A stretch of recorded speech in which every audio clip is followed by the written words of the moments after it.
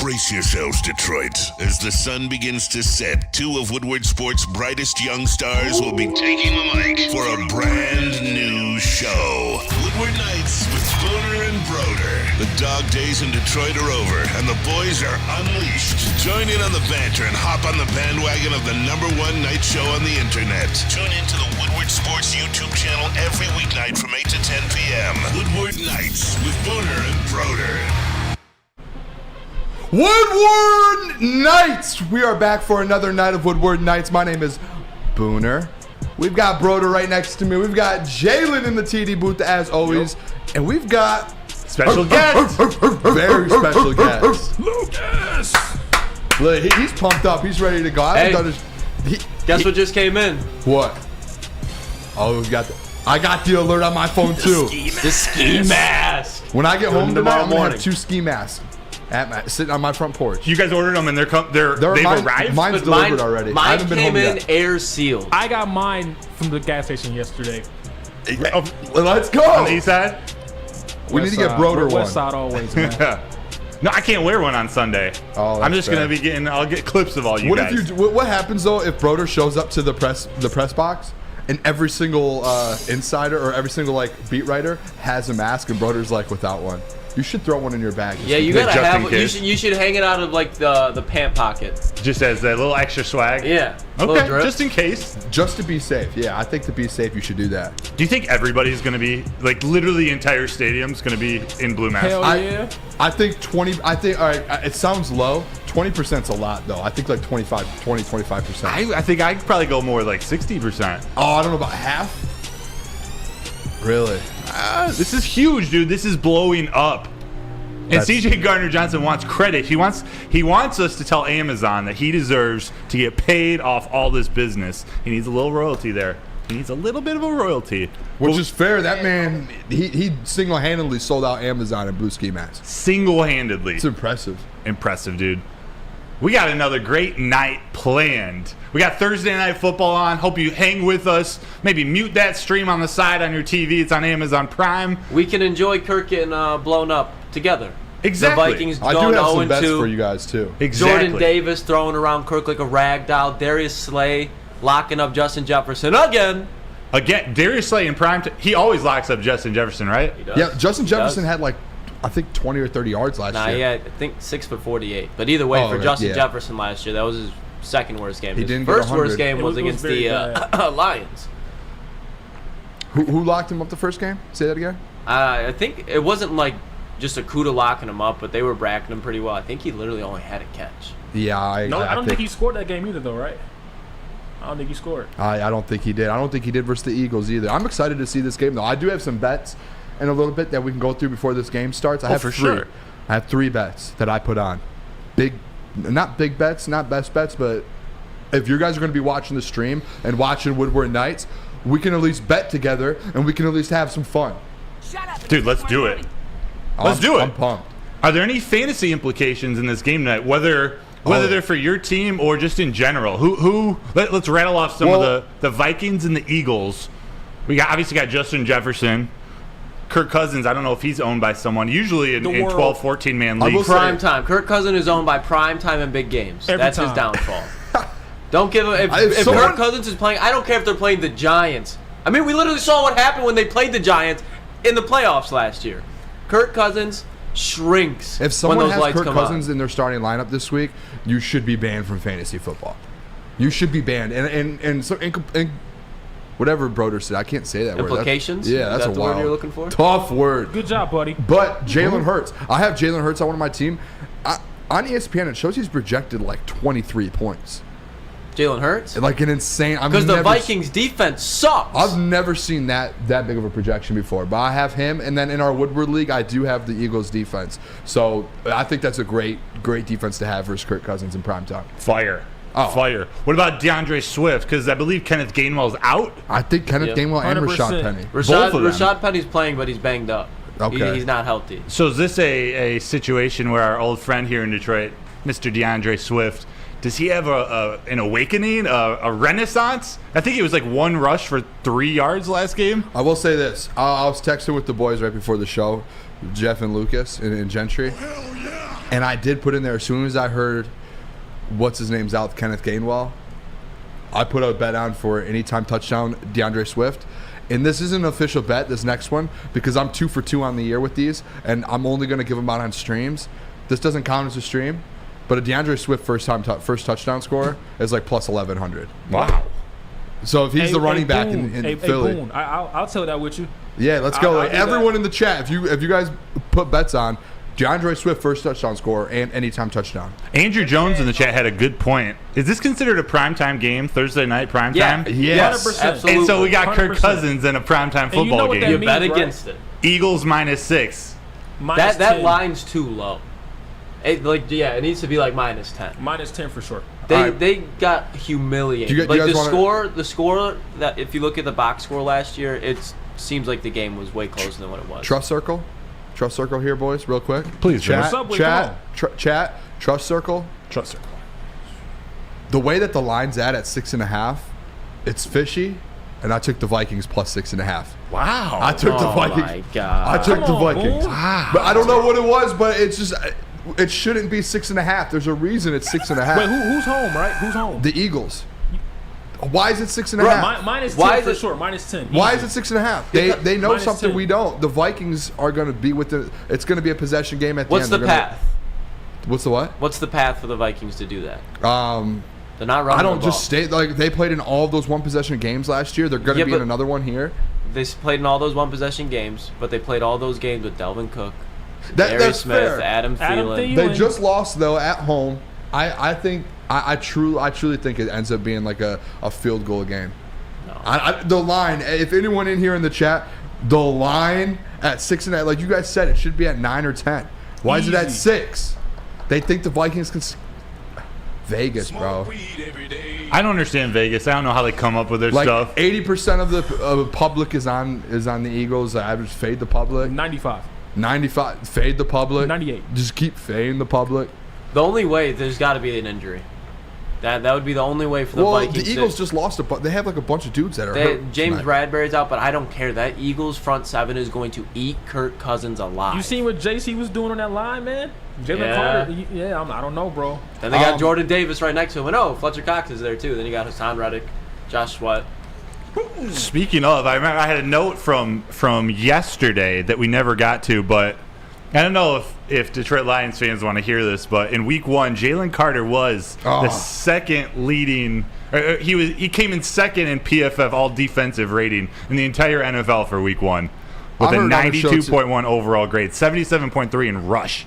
Man, I don't know how to feel about it because we did get some guys still with Gibbs and Campbell, but I don't know. And Laporta. I get that it's like that, but if you think about it, who was the Chiefs' leading rusher last week? Patrick Mahomes. They didn't get any run game going, and you don't get Brian. Yeah, I mean you need every team needs a player like Jalen Carter. Yeah, but is there's that depth right now. Exactly. And think about the player that had that pick six, Brian Branch. The Lions don't have the flexibility to move up in the draft if they don't trade back and pass up on Jalen Carter and take Jahmyr Gibbs, who's another reason why we won that game. Who else is?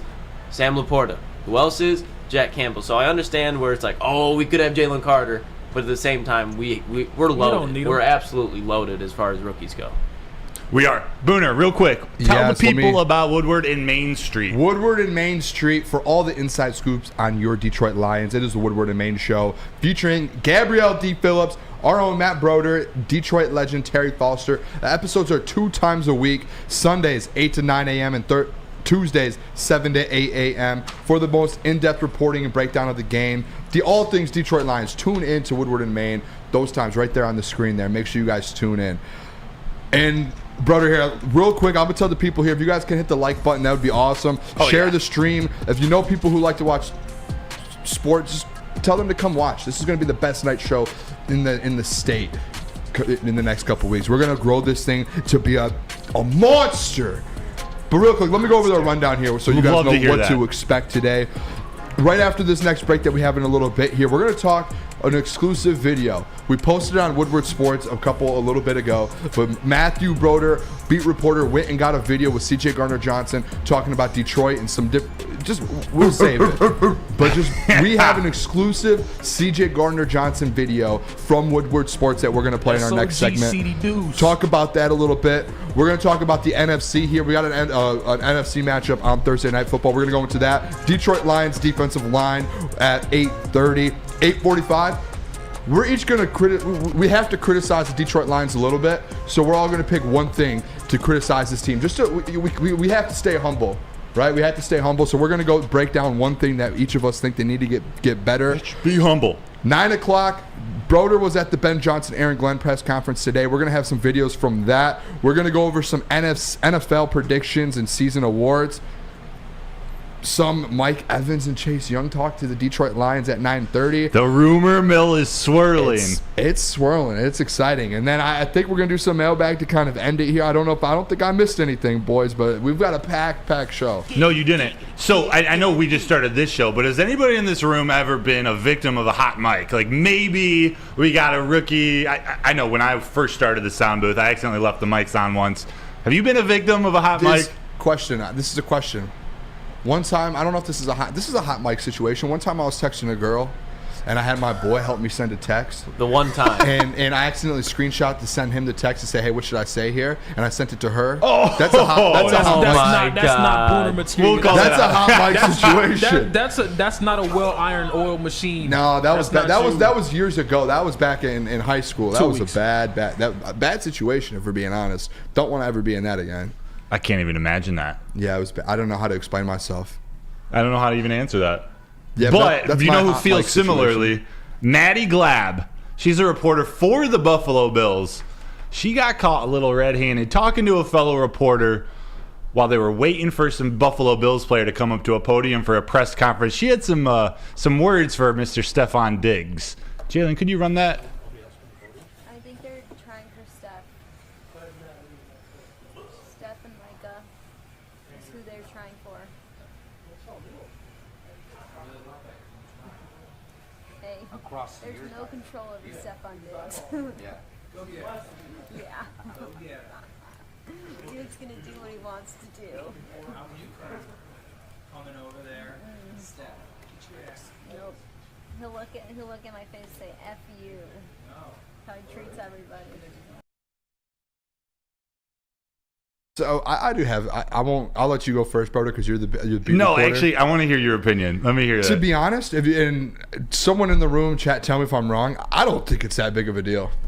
Oh, I don't think. It's nothing that he For her career, it is. But for what? For her career, it is. Maybe, but like Ryan Ermanni said it today on the show on E&E. It's everyone. Players talk bad about media. Media probably talks bad about the players behind. Like that. It happens in every work environment you're in. Like everyone in this room would be lying if they said that didn't happen. And it happens. Like you're gonna rub someone the wrong way. You still might really like the person, but people probably talk about me behind my back. I know everyone knows that. I don't like. It's not that big of a deal. It's just hard, Boom, because like it was on tape. You know what I mean? Like you can always talk bad about people that you don't like, stuff like that. But like for her job, she can't have like a known bias or known filter with him. But her saying that on camera, yeah, but I don't think that's like a biased opinion. I think it's just like that was just a fact. Like he probably. And they were just talking on the side, and then how does that clip get out to where they're like, "Oh, she was doing this"? Someone fumbled the ball for sure, letting that clip get out. You know what I mean? It was definitely leaked. I don't think it's a nothing burger to me. It's a tricky situation because as a media member, the relationship is it's tricky, and as the media member, it's a privilege to be there, and they're giving their time and their voice, their reputation on us, and you got to have some self-awareness. Like if you feel this way about a player who you're covering, you work for the team that he plays for, you got to have that self-awareness where you're probably not going to want to talk about him around any mic.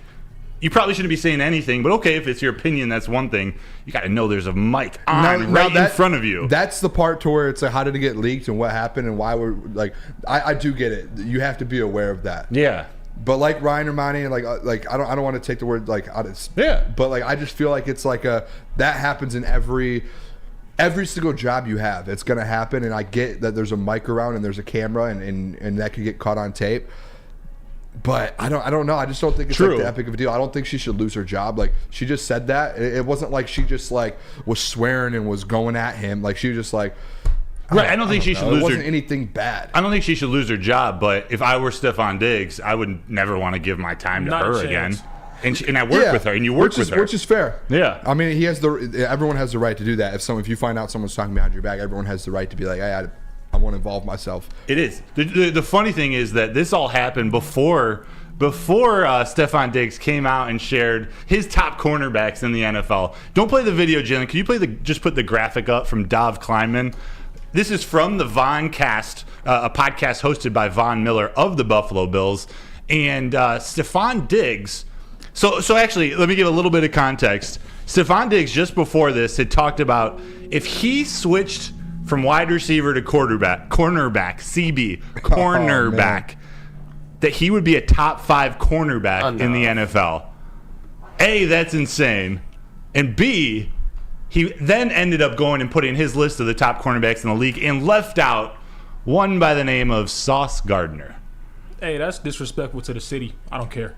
Yeah, Sauce Gardner from Detroit. Detroit's own. Detroit Kings own. Is Jalen Ramsey on there? No. But Xavier Howard is? He put Cowboys Trayvon Diggs, Eagles Darius Slay, Broncos Patrick Surtain, Dolphins Xavier Howard, Packers Jair Alexander, and Saints Marshawn Lattimore. It's tough because he's got all dogs on there. Oh, they're great. But like, have you seen the list from other guys around the league and like they've left some of those guys off? Jalen Ramsey was off. Whose list was that recently? That Jalen Ramsey was off of it. Sauce was off another one. Like you just see with the corners, a top 5 guy. You see them move around so much. Marlon Humphrey. Yeah, like Denzel Ward. Just the fact that you leave Jalen Ramsey and Sauce off, Tariq Woolen, disrespectful. And all right, with that real quick, because the game's about to start. We're about to go to break real quick. I do want to give up my bet. Do it, baby. We're going to go over the C.J. Gardner-Johnson exclusive Woodward Sports video when we do come back from break. But if you were watching the game tonight, you guys already know I'm on the Vikings plus 6.5, but I have some props here. Jeff did just say it in here that we do have a parlay going. Me, Jeff, I think Lucas might be on it. Gentry might. But my 2 player props, A.J. Brown, over 75.5 yards. He will get that. He'll get 100 today. Yep. A.J. Brown touchdown. I like it.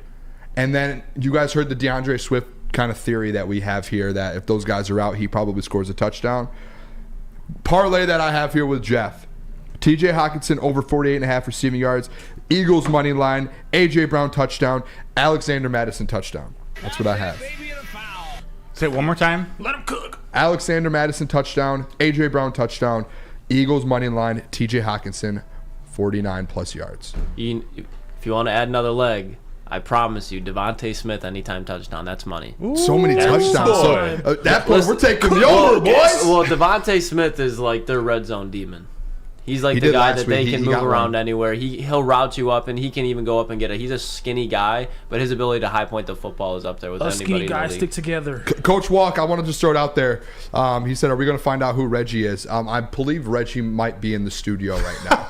I'm just going to throw that out. Wild. Everyone come back and join us in about 90 seconds after I tell you about Academy of Warren, which has a brand new state-of-the-art sports dome field house. It's got a regulation basketball court, volleyball court, and soccer field that can also be used for 7-on-7 football.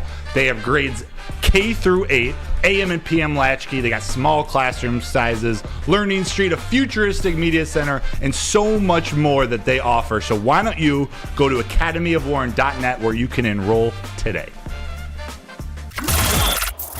Woodward Sports' own Tom Mazaway and Sam Stick Day will be hosting our Lions postgame show after every Lions game all season long. Tune into the Woodward Sports YouTube channel for his hot-off-the-press takes, game analysis, and Kool-Aid sipping celebrations. You won't want to miss it. Join Maz, Stick, and special guests each week immediately following every Lions game, exclusively on the WSN YouTube channel. It's the Randy Wise Celebrity Golf Tour. You're a good coach, Tim. Oh, great shot.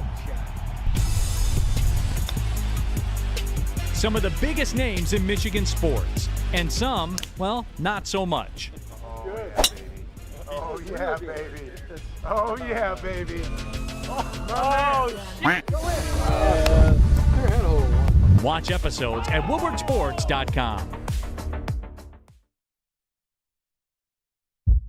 Brace yourselves, Detroit. As the sun begins to set, two of Woodward Sports' brightest young stars will be taking the mic for a brand new show. Woodward Nights with Booner and Broder. The dog days in Detroit are over, and the boys are unleashed. Join in on the banter and hop on the bandwagon of the #1 night show on the internet. Tune into the Woodward Sports YouTube channel every weeknight from 8 to 10 p.m. Woodward Nights with Booner and Broder.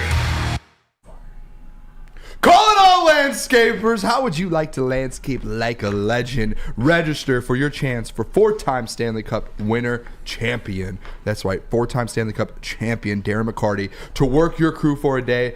That's right, Darren McCarty on your zero turn, weed whipping and edging for your favorite clients. Sign up today at OutdoorEquipCo.com. That is OutdoorEquipCo.com. And we are back. It's Woodward Nights with Booner and Broder. That's Booner. I'm Broder. We got Lucas Klotz in the sound booth, Bart. And we got Jalen in the TD booth. Hello. It's great hearing that bark. Thank you guys for being here tonight. And especially thank you to everybody in the chat. Thank you for joining us. We love having you here. Why don't you go ahead for us, hit that like button. Let's get that up. Push this out to everyone who's watching Amazon Prime, watching football tonight. We're good. Also, if you want, check out the Woodward Sports store. Here's my Woodward Wings shirt. They got so much great apparel in there. Go check it out. They got some really good stuff. Really good stuff. Check it out. But guys, it's pretty evident that the culture is different in Detroit. And a lot of this has to do with one man by the name of C.J. Gardner-Johnson. Of everything that's come out this past week with the blue ski mask, with just all the energy that he's brought to training camp and helped revitalize. I don't want to give him all the credit. He's been a huge part to the turnaround of this team. The energy that he brings to the city of Detroit now. A man on a 1-year contract. I didn't expect him to buy this much into the city, but it seems like he is 100% bought in, not just to the Detroit Lions football team, but to the city of Detroit. Fortunately, I got a chance to catch up with him in the locker room today after practice, and we just got talking about some music. His name is alias. We'll call him COG. Oh my God, boys. Devontae Smith, sorry to interrupt you, just absolutely embarrassed the Vikings defender. What did we just say? His ability to high point the football, and he just went up and over the Vikings safety. The Eagles are already in the red zone. It's going to be a slaughterhouse. Deuce. AJ Brown. SOG Deuce. Let's go. I got CD Deuce. We have a clip to Grizzly play. called me, Bayface called me, V's called me, Sada called me. Matter of fact, I'm going to call Bayface Ray. Have you recorded with any of these guys? Yeah. Tell them folks you going to be at the game with that ski mask on. Tell them folks, man. Y'all think I ain't gonna be at the game with my ski? Hold on. Where the ski at, man? I told you ski. We skied up, man. Listen, they think I'm playing with them. We got the whole D in the ski mask, man. We outside. Quit playing. Oh, let's go. Hold on. That's not an average ski mask. That's a designer ski mask. That's custom. Yeah, you heard what he said. And by Babyface Ray, the only one in the world, the best rapper in Detroit.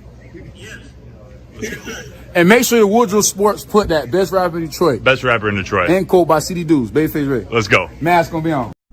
Best rapper in Detroit. Let's Make go. sure Woodward Sports posts this. Booner, Lucas, Jalen. How does that make you feel? What do you think about that? First of all, as soon as I'm starting to see all the CJ Gardner-Johnson stuff, I put it on my Twitter. I want to extend this man right now. Brad Holmes should watch that video. He should be seeing this culture change, what CJ Gardner-Johnson is doing for the city of Detroit, for the Detroit Lions, for the organization, for the team. And they should literally drive right now back to Allen Park before the night gets over, and they should sit down in a conference room, and they should sign a contract right now with him. Give him another 2 years right now. And if they need more money to do it, my wallet is sitting right there. I'll give them my wallet. You can have all the money in my account. We'll start a GoFundMe in Detroit. Everyone in this room will put in some money. CJ Gardner-Johnson needs to be a Detroit Lion for the next 2 or 3 years.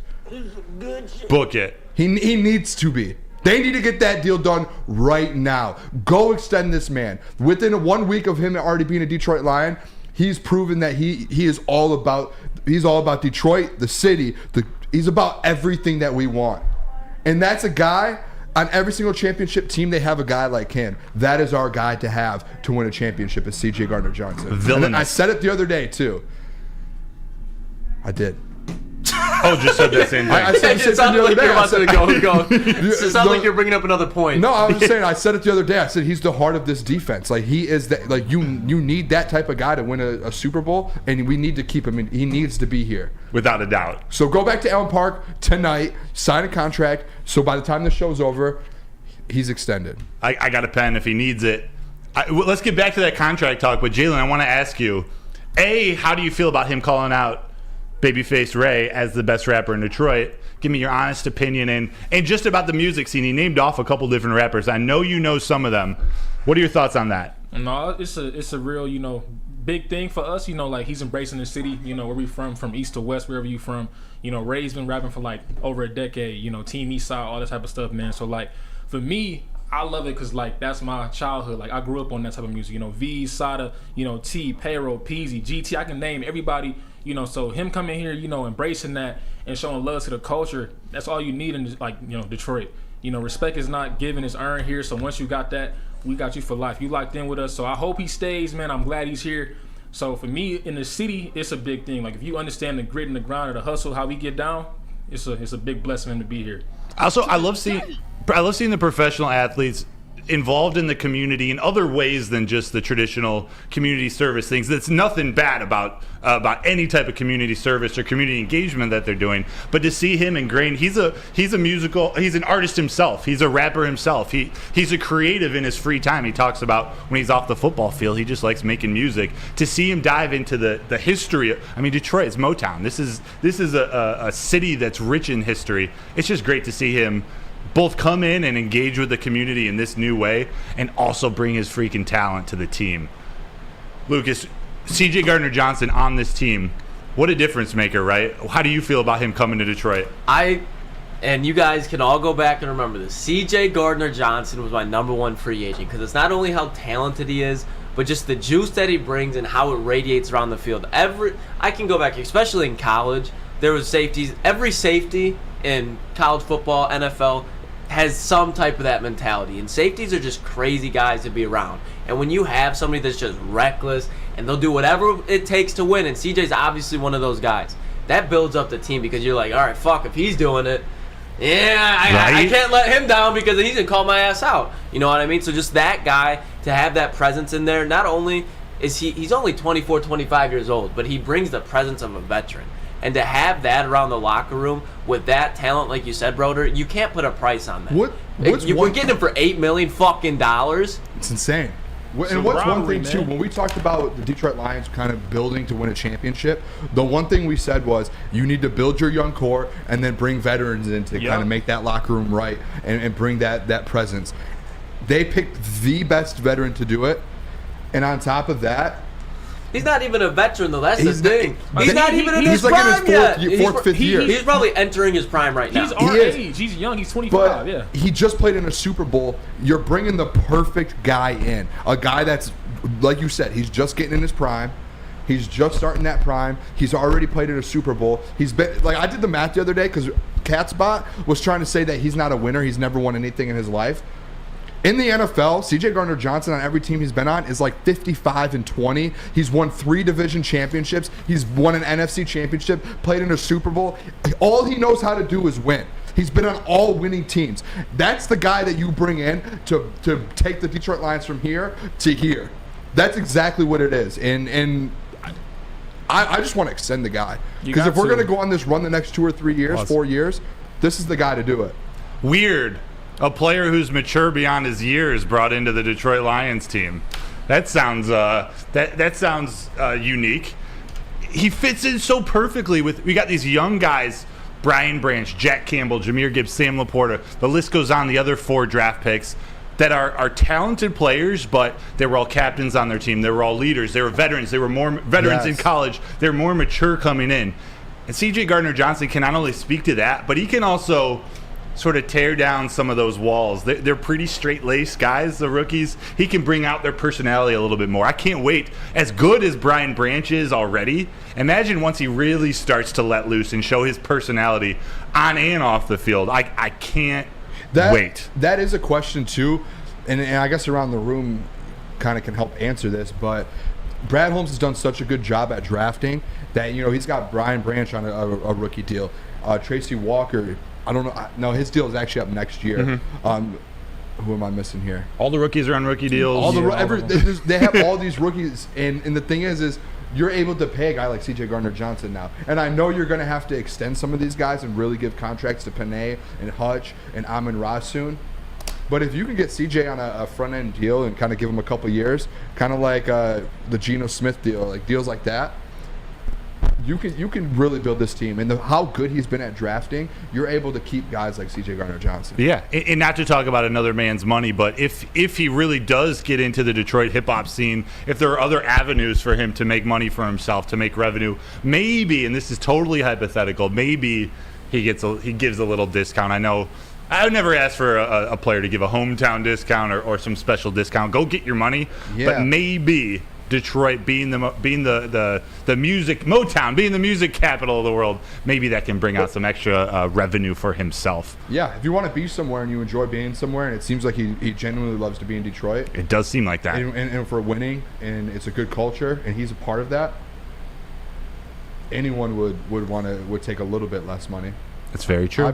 I would. It's very true. Let's talk a little bit more about this Vikings-Eagles games and some of the ramifications it has for the Detroit Lions in the future, whether it's ramifications from this game or what we can expect to see when we see them down the line, maybe in the playoffs. We're going to see the Vikings during the season. But first, let me tell you about Mark White Real Estate. Because when buying or selling real estate, flexibility and control over the sales process is key. Sellers, how would you like the freedom of canceling your listing agreement at any time for any reason with no penalty?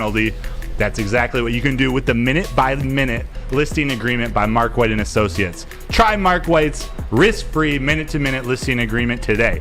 Looking to buy or sell real estate? Visit markwhitesells.com or call 248-290-8242. markwhitesells.com, where flexibility meets success.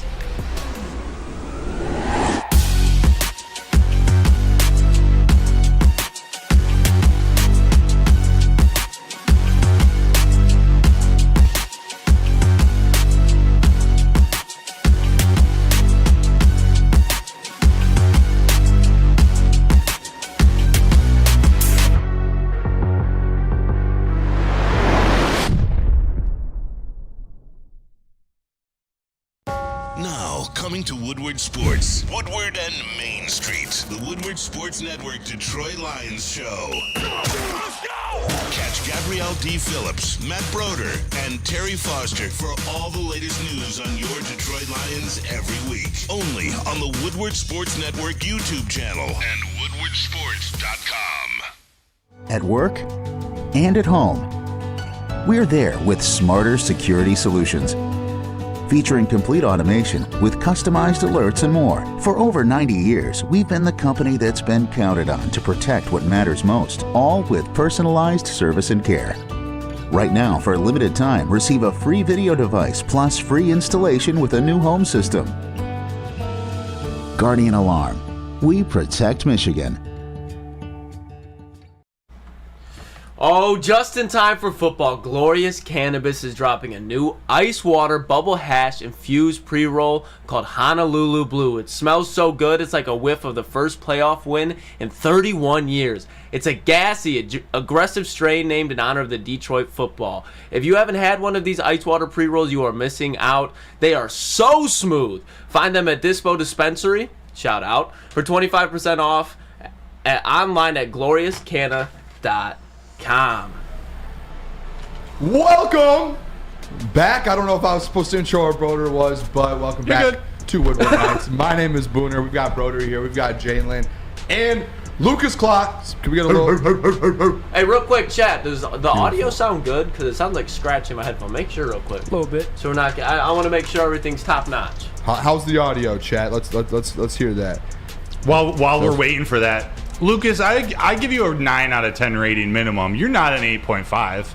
Oh, from earlier? Yeah. Yeah, I was getting in, what was her name? My Tiffany love story. I give you a 10. And I remember the name. Oh, I just lost it. Fuck. Tiffany from Tiffany. No. The player that Kiki David Cutie. Njoku. Kiki Cutie. He was a wide receiver for the Texans. I know who you're talking about. He was pretty good for a season. He was going at her hard, man. Him and David Njoku, I had to kind of be like, hey, back up. Yeah, they listen to Klotzy. One time I was in a battle for a girl with Jared Goff one time. It was crazy. Lost that one. Christian Harper? Yeah, lost that one. It's a shame. Sorry, pal. Let's get into this here real quick. We've got. I think this is a pretty good segment with this game going on right now. The Vikings, the Eagles, both of them last year 13-win teams. And I did hear a little choppy in my ear here too. I think it's good for the people. I do hear that in my ear. Yeah, you hear it? Yeah, that might just be on our end. If you guys hear anything, just let us know. We can fix it. But we kind of wanted to get into the state of the NFC here with the Detroit Lions.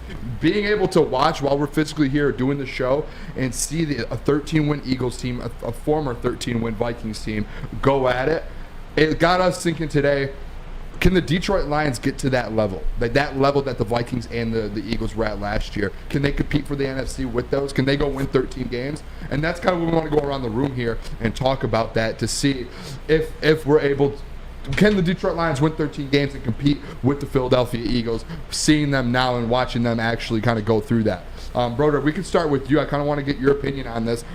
Are they at that level to where they can be a top 3 team in the NFC this year and win 13 games like these two teams did last year? I definitely think so. I definitely think they're at the level of the Vikings in terms of how good the Vikings were last year. They were a 13-win team, but I think a lot of us in Detroit understand that it was 8 games with a 1-point victory, or 11 games that they won with a 1-point victory. Yeah, 11. 11, and their first game of this season, they come out and they lose in a one-possession game. So it's just funny to me thinking of these two 13-win teams as similarly structured as the same type of team. I looked at the Eagles last year as so much more superior than the Vikings, and I feel that way again this year. I know the Eagles have made some changes, but with Howie Roseman running that team and then Nick Sirianni coaching them, they've still reloaded. They still got pieces. They still got University of Michigan's own Brandon Graham just being the veteran presence. Shout out. Yeah, and then we know who they drafted at number 10. We don't need to talk about that. Isn't it crazy, though? Because as much as we hype them up, week 1 of last year, the Lions were in that game with the Philadelphia Eagles. Yeah, and then right after that, the Seahawks. Both of those games. Now, the Lions reloaded. I would say the Seahawks, I'm going to say probably just as much as the Lions, because the offseason they had with the needs that they did, but then you look at them coming into the season, they're dropping 115 yards to Tutu Atwell and Puka Nacua. And Booner. I'm on that receiving core. You are Booner. But with that point too, Lucas. Tyler Higbee. Tyler Higbee. Shout out my fantasy tight end. That's you. That's you in the NFL, Tyler Higbee. I could be Tyler Higbee. Chasen Witten. Oh, what did I say? When we play catch in the back here, I do not drop passes. We're the dynamic duo. We went like 100 a night, or we went straight catches. Yeah. I do not drop passes. But with that, to Lucas's point too, they played the Eagles last year. They're in the game. I was at that game, and there was multiple times to where you either get it, like they're one stop away from getting a chance, and every time Jared Goff and them touched the ball, they scored. You're one stop away from getting the ball back, and Rashad Penny runs off for a 40-yard run, and then they go get a field goal. And then right after that, they get another chance to get another stop to kind of get an opportunity to go tie the game up, and Jalen Hurts gets a run and kind of puts it away. So that kept happening last year, but last year you were that close to beating a Super Bowl team. You were that close at home to do that. That's it. When they were 1-6, actually when they were 1-5, and Sheila came and had the press conference where she stated her confidence in Dan Campbell and everything that was going on at 1-5. So many of those games, like you just mentioned, were one possessions. 2%. The Lions lost because of a mistake, a coaching mistake, a fumble, a turnover, whatever it is. They were not that far away at that moment. It was wild. And those Lions post games, when they lose those, were very, very sad. But this year, when the Lions are getting those W's, the post game stream that Booner's about to tell you about is going to be so fire with our boy Stick and Maz. It will be. And I just think I have a little secret here. I think the guy that barks in the studio might be on the post game this year. Oh, he will. He might be on the desk for the post game. So Woodward Sports' own Tom Mazaway will be hosting our Lions post game show after every single Lions game all season long. Tune into the Woodward Sports YouTube channel. Whether hot off the press takes, drinking some Kool-Aid like me, or even if you're talking about the SOL, same old Lions. Just tune in after every single Lions game. I believe this week, Lucas Klotz, the dog whisperer, is going to be on the desk. I don't know who he's going to be with. Oh, I'll let you know right now. Who are you going to be with? Jalen over there. You're. Wow. Oh. Are you unmuted? You might not be. Oh, now I'm unmuted. My bad. That's on me. But I said it'll be me. Who you got? Be Mr. Jalen. You're. Mr. Stick. And Mr. Detroit Kool-Aid. And that's going to be a... There might be a Booner appearance, too. Oh, we can get you in the match. There might be a Booner appearance in that one. Real quick, too, kind of sticking with this topic here about the NFC and can they compete with, go kind of get that 13 games like the Vikings did last year.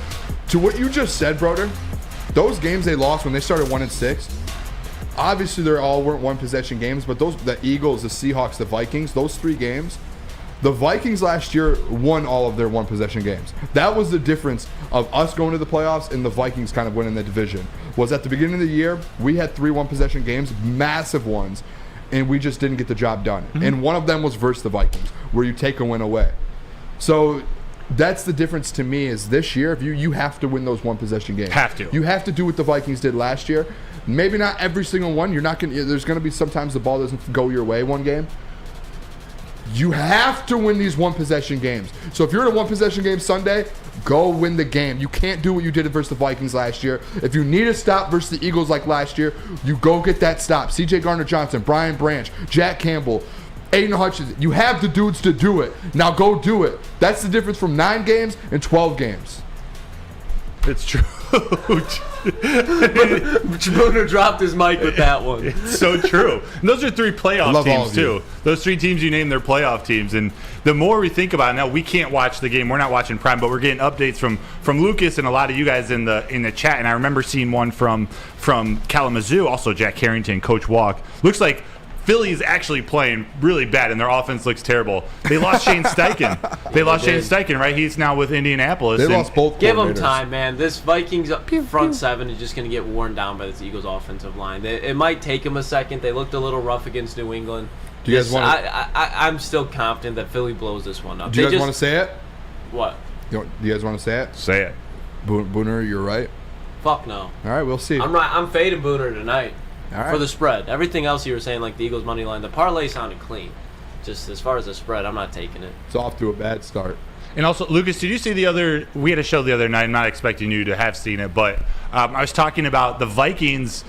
They lost a lot of people, or they signed some new players, but they lost all 4 of their captains from last season. It was Patrick Peterson. I'm blanking on the rest of their names. Zadarius Smith. He wasn't a captain, but he was a team leader. Like, they loved him on that team. So they lost all the leadership of all the guys who were there for those 1-win games. When I think, okay, that's great. A team learns how to win. I actually put some stock into that, but those guys aren't there anymore. Their leaders aren't there. So, man, who knows?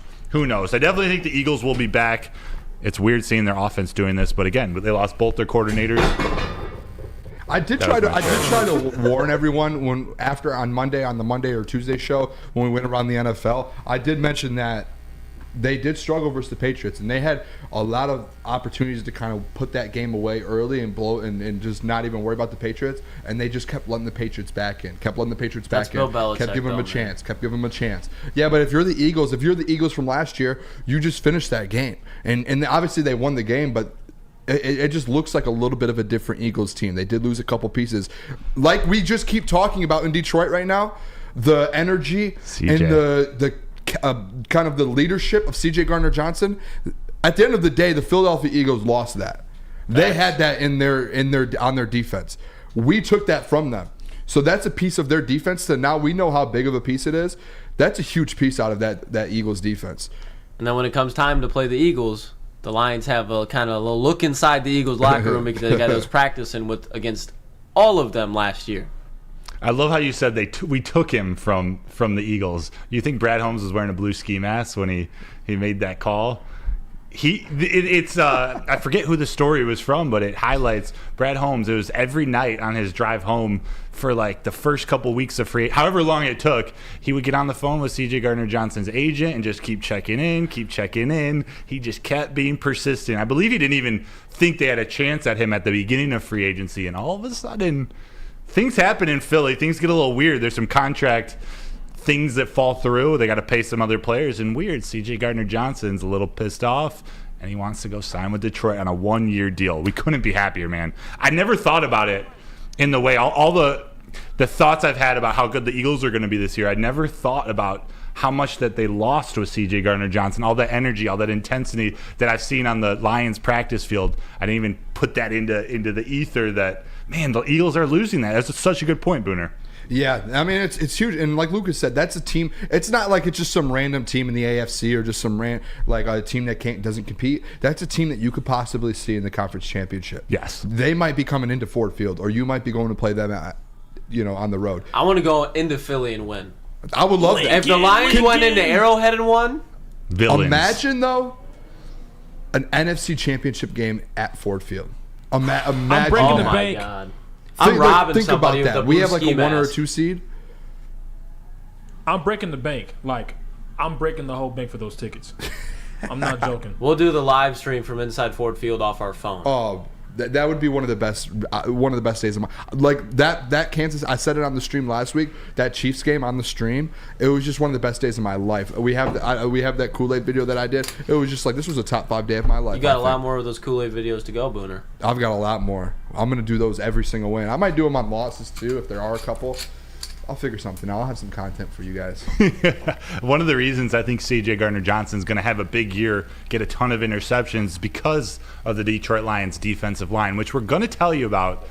We're going to talk about actually after the break. But Booner has got to tell you about how that defense is going to lock down. Yes, the Guardian Alarm. Customized solutions from real experts, our professional technicians. Take the time to recommend security and automation solutions specific to you and your needs. 24/7 professional monitoring calls any day or night. And know that a Guardian team member will stay on the phone as long as needed. Technology backed by people. Your safety and security deserves technology that's proven to work and people who have proven to care. Call 1-800-STAY-OUT! Come to any Lady Jane's Haircuts for Men for an award-winning haircut experience from one of our talented stylists and register for a once-in-a-lifetime opportunity to win an all-expenses-paid suite for the 2024 NCAA tournament for you and 5 of your best buds. That's right, college basketball's most elite event. You and your 5 best friends just get to any Lady Jane's today for an award-winning haircut experience and automatically register to win the trip of your dreams. Lady Jane's Haircuts for Men, open 7 days a week. Walk in anytime. Lady Jane's, it's wicked awesome. Join Woodward Sports' own Jeff Iafrate along with special WSN guests for the most anticipated Lions season in decades. Filled with different surprises and expert analysis. You're not going to want to miss out. Go to our Woodward Sports YouTube channel on Sundays and tune in live from 9:30 to 11:30 a.m. The sports marketing agency would not be who we are without great community partners like Higuera Health and Carol Zuniga. It's an awesome opportunity to partner with your organization. Higuera Health is a comprehensive behavioral health organization. We serve children through older adults with mental health, substance use, and developmental disabilities across Western Wayne counties, and really excited to now be in downriver communities as well. Give us a call at 734-458-4601. For over 60 years, Fairway Packing has provided Michigan's finest restaurants, hotels, and casinos with prime beef, Wagyu beef, and dry-aged beef. You can experience the Fairway difference today. Visit the steak shop in Grosse Pointe Woods for grab-and-go steaks or go online at fairwaypacking.com. And we are back. This is Woodward Nights. Woodward Nights with Booner. That's Booner and Broder. I'm Broder. We got Lucas in the nighttime. And we got Jalen in the TV booth. Right. Lucas, we're going to be working together a lot over the next 24 hours. I'm going to see you in the morning show tomorrow morning. We're making an appearance. We're almost going to be switching. I got a outfit laid out for the morning. And chat real quick. I went GM Booner. I locked in, negotiated a deal with the morning show and Jeff Iafrate. Ooh. To where Broder is in the sound booth. For him being in the sound booth, Jeff Iafrate, Hollywood, himself, everyone, anything that comes out of his mouth, people respect it. He has to say the Woodward Night Show 10 times on the show. 10 times. 10 times? That was the negotiation deal. Yeah, but I wasn't a part of this. He's Hollywood. Yeah, but let's be honest. He Behind didn't- the his scenes, agent- there's a lot of things that go on Jeff. behind the scenes about Hollywood. His People don't know agent was about. not. He didn't have an agent present, I'm which his you were agent. in the Remember? group chat. I'm Ari. You were in the group chat and you didn't respond, and Jeff shook. He verbally shook on that. So I don't care. 10 times. All right, maybe we renegotiate. 7, 5, 6, 4, 7, 3, 8. 2. Jeff already agreed to 10. It's Well, 10. we're not negotiating then. Jeff, you did Maybe say 10. it's just going to be 0. Maybe Jeff, I'll you were overwrite in it the as chat. his agent. Jeff, you were in the chat. You said 10 times. So you could just work it in. Hey, Broder from the Woodward Night Show. That's 1. Interesting. 8 to 10 p.m. Interesting. Why don't we just give him like a code word? I know. I guess we want the free advertisement for the night show. Give him like a code word to sneak in. You know how some athletes or celebrities they get told a word or a phrase that they got to sneak into a press conference. Yeah, I think he has to sneak it in a few times. Yeah, something. Let's work on that. But I love Jeff though. No, Love Jeff's the Hollywood. man. How can you not like Jeff? Jeff is the dude. There's a question we were talking about before we moved to the Lions. The Vikings and the Eagles game's on, and I was just thinking, whoever wins this game, there are ramifications for the Lions later in the season. Both sides. We got Vikings that are in the NFC North and the Eagles that are in the NFC. Maybe at the beginning, both teams maybe were going to be in competition for the Lions. But regardless, who are you rooting for tonight? Like, do you want the Vikings to win or do you want the Eagles to win? So personally, and Lucas mentioned this too, kind of in the commercial break. Did you guys hear that? Oh yeah, I hear that. I think I'm personally I'm going to go for the Vikings tonight. I would love Yeah. for the Vikings to win. Because there's two things. Usually, if the Vikings, if we felt like they were going to be good this year, we'd be like, oh, we're competing with them to win the division. I feel like they're going to be the third best team in the division. Yeah. I think they're going to be right behind the Packers, and then it's going to be the Bears. With the Eagles, if we're sitting here, we just went 1-0. If we go 2-0, we're sitting there. We have a chance to win 11, 12, 13 games.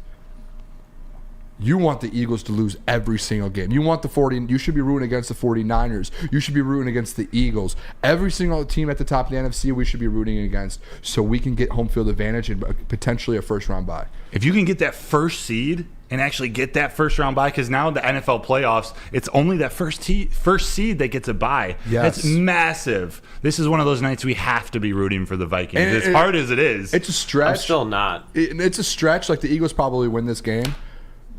But if the Vikings could pull this off and knock one off of the Eagles there, that would be awesome for us down the road. And it's a good sign as a Lions fan. Like, you know what I mean? Like, the Vikings just lost the Buccaneers. And I don't care what you have to say, that defense is absolutely shredded. They have no one.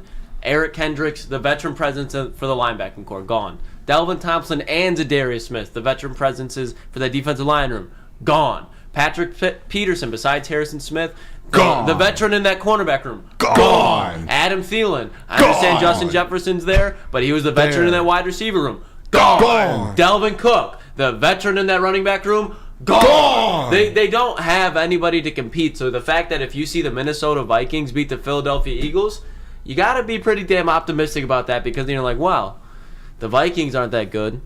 The Vikings just beat the Eagles. And the Eagles, they're off to an ugly 1-1 start. And Broder, you said that. And you can say the same thing about the Vikings, how they lose to Baker Mayfield and the Buccaneers in Week 1 at home. Both these teams, if the Vikings win, they're brutal home losses. So that's a good sign as a Lions fan. If you have to go into either of those home fields on the road, you feel a little bit more confident because of the fact you just won at Arrowhead on the road. Yeah. Side note, is anyone impressed or did anyone think the Buccaneers are better than we thought they were going to be? Or, I think they will. Or is that a case of playing the Vikings? It's the fact of the Buccaneers' strength is the Vikings' weaknesses, and that the Tampa Bay Buccaneers still have a really good roster. So if Baker Mayfield's kind of on for a game and just kind of playing point guard, he's just got to play point guard. And at the end of the day, I wouldn't be surprised in that division, the NFC South, if the Bucs are within 1 or 2 games towards the end of the year and a chance to kind of win that division. I would. I mean, the Saints, obviously with Derek Carr, I think they win it. But last year, who won it with 8 wins? Yeah. The Bucs won it with 8 wins. This division, I know they got Derek Carr, Bijan Robinson in that division now. Wouldn't be surprised if it's another 9-win division winner. You'd argue, other than the AFC South, it's probably the easiest Are division. the Saints in that?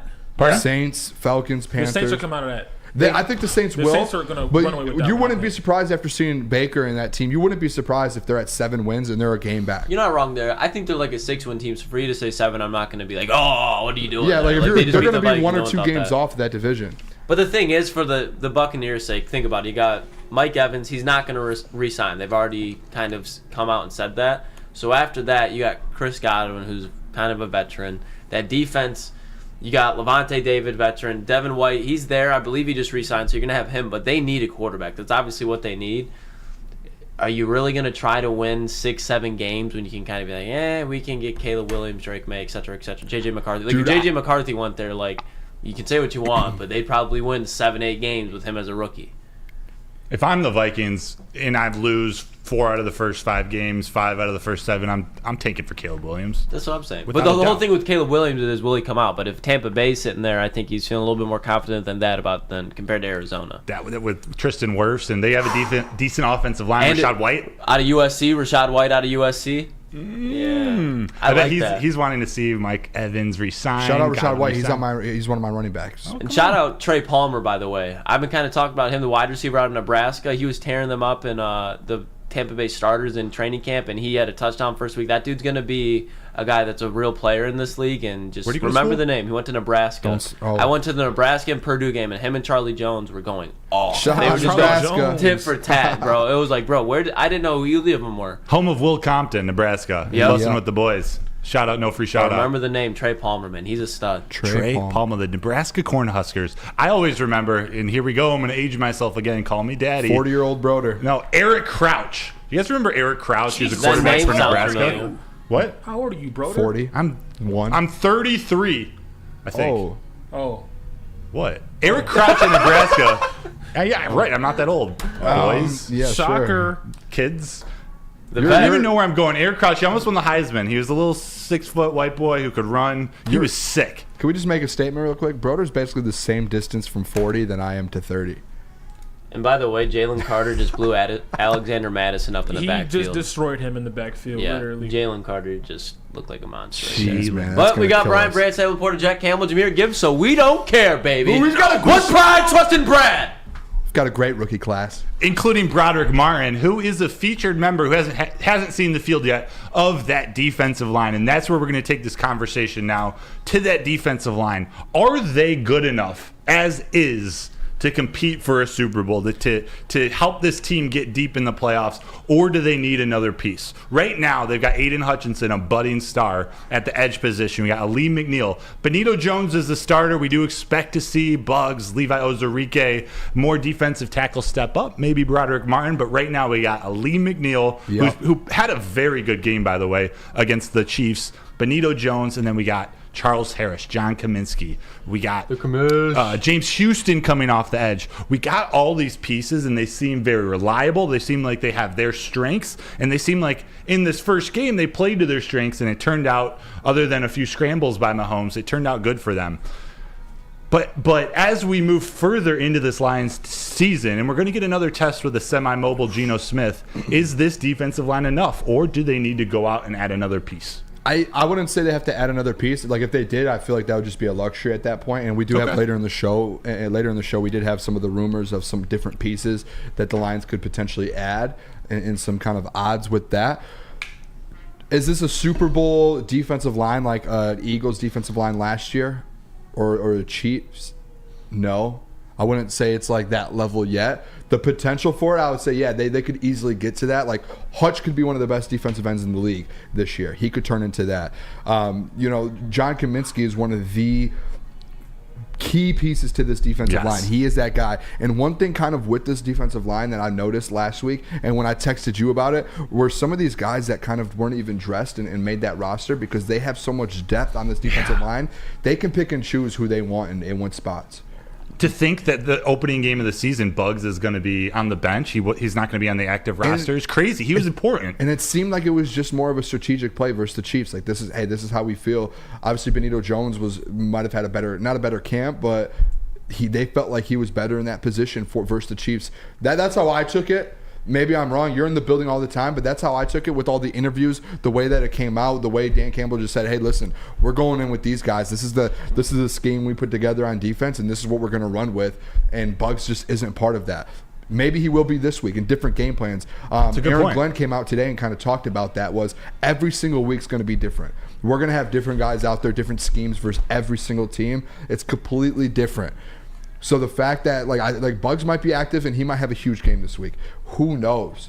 But that's the depth that people. I don't think we realized it throughout the season. No. Like we were like, oh, we need to go get Jalen Carter. We need to get these different guys. Jalen Carter would have been a luxury. But when you really break down this defensive line, you already have so many pieces that you could just go down the line. Like Romeo Quora, like there's just. Levi, Josh Pascal. There's just so many dudes that they've drafted and they've brought in, and you could just keep naming them off. And they have that luxury to where I don't think they need to go get anyone. If they do, it's a good just an additive feature for us. 100%. But I'm not going to sit up here week 1 or week 2 and say this is a Super Bowl defensive line. Like they're one of the best in the league.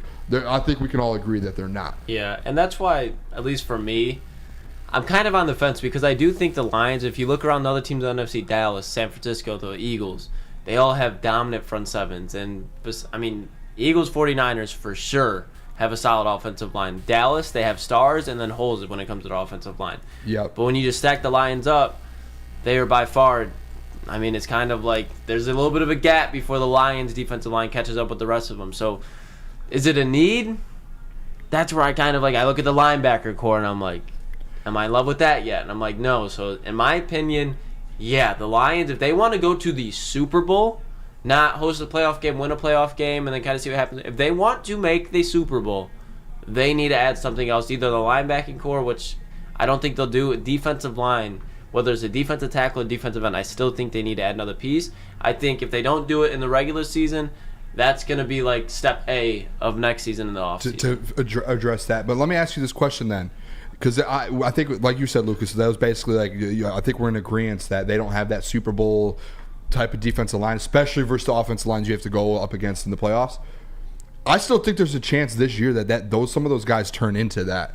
I do think they have that potential. I know it's year 2 for Hutch, but what did we talk about on the morning show when I filled in a couple weeks ago? That year 1 to year 2 jump. If Hutch takes that jump.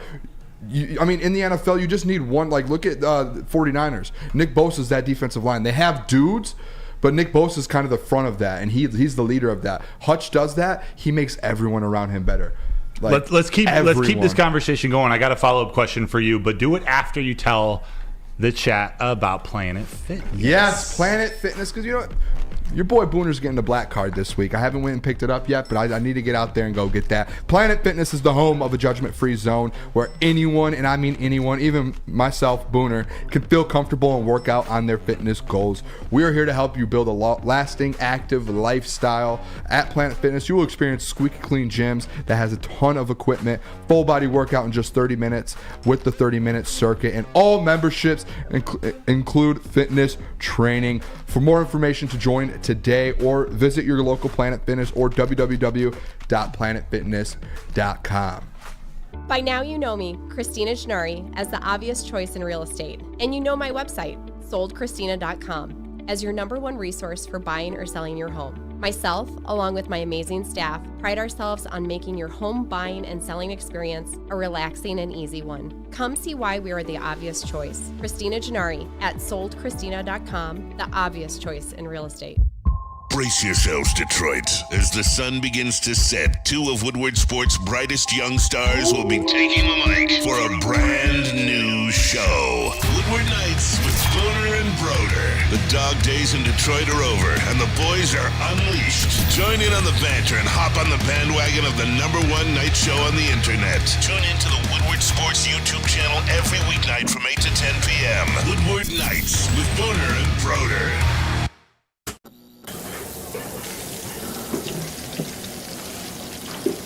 Burgers and chicken sandwiches are taking over at Big Boy.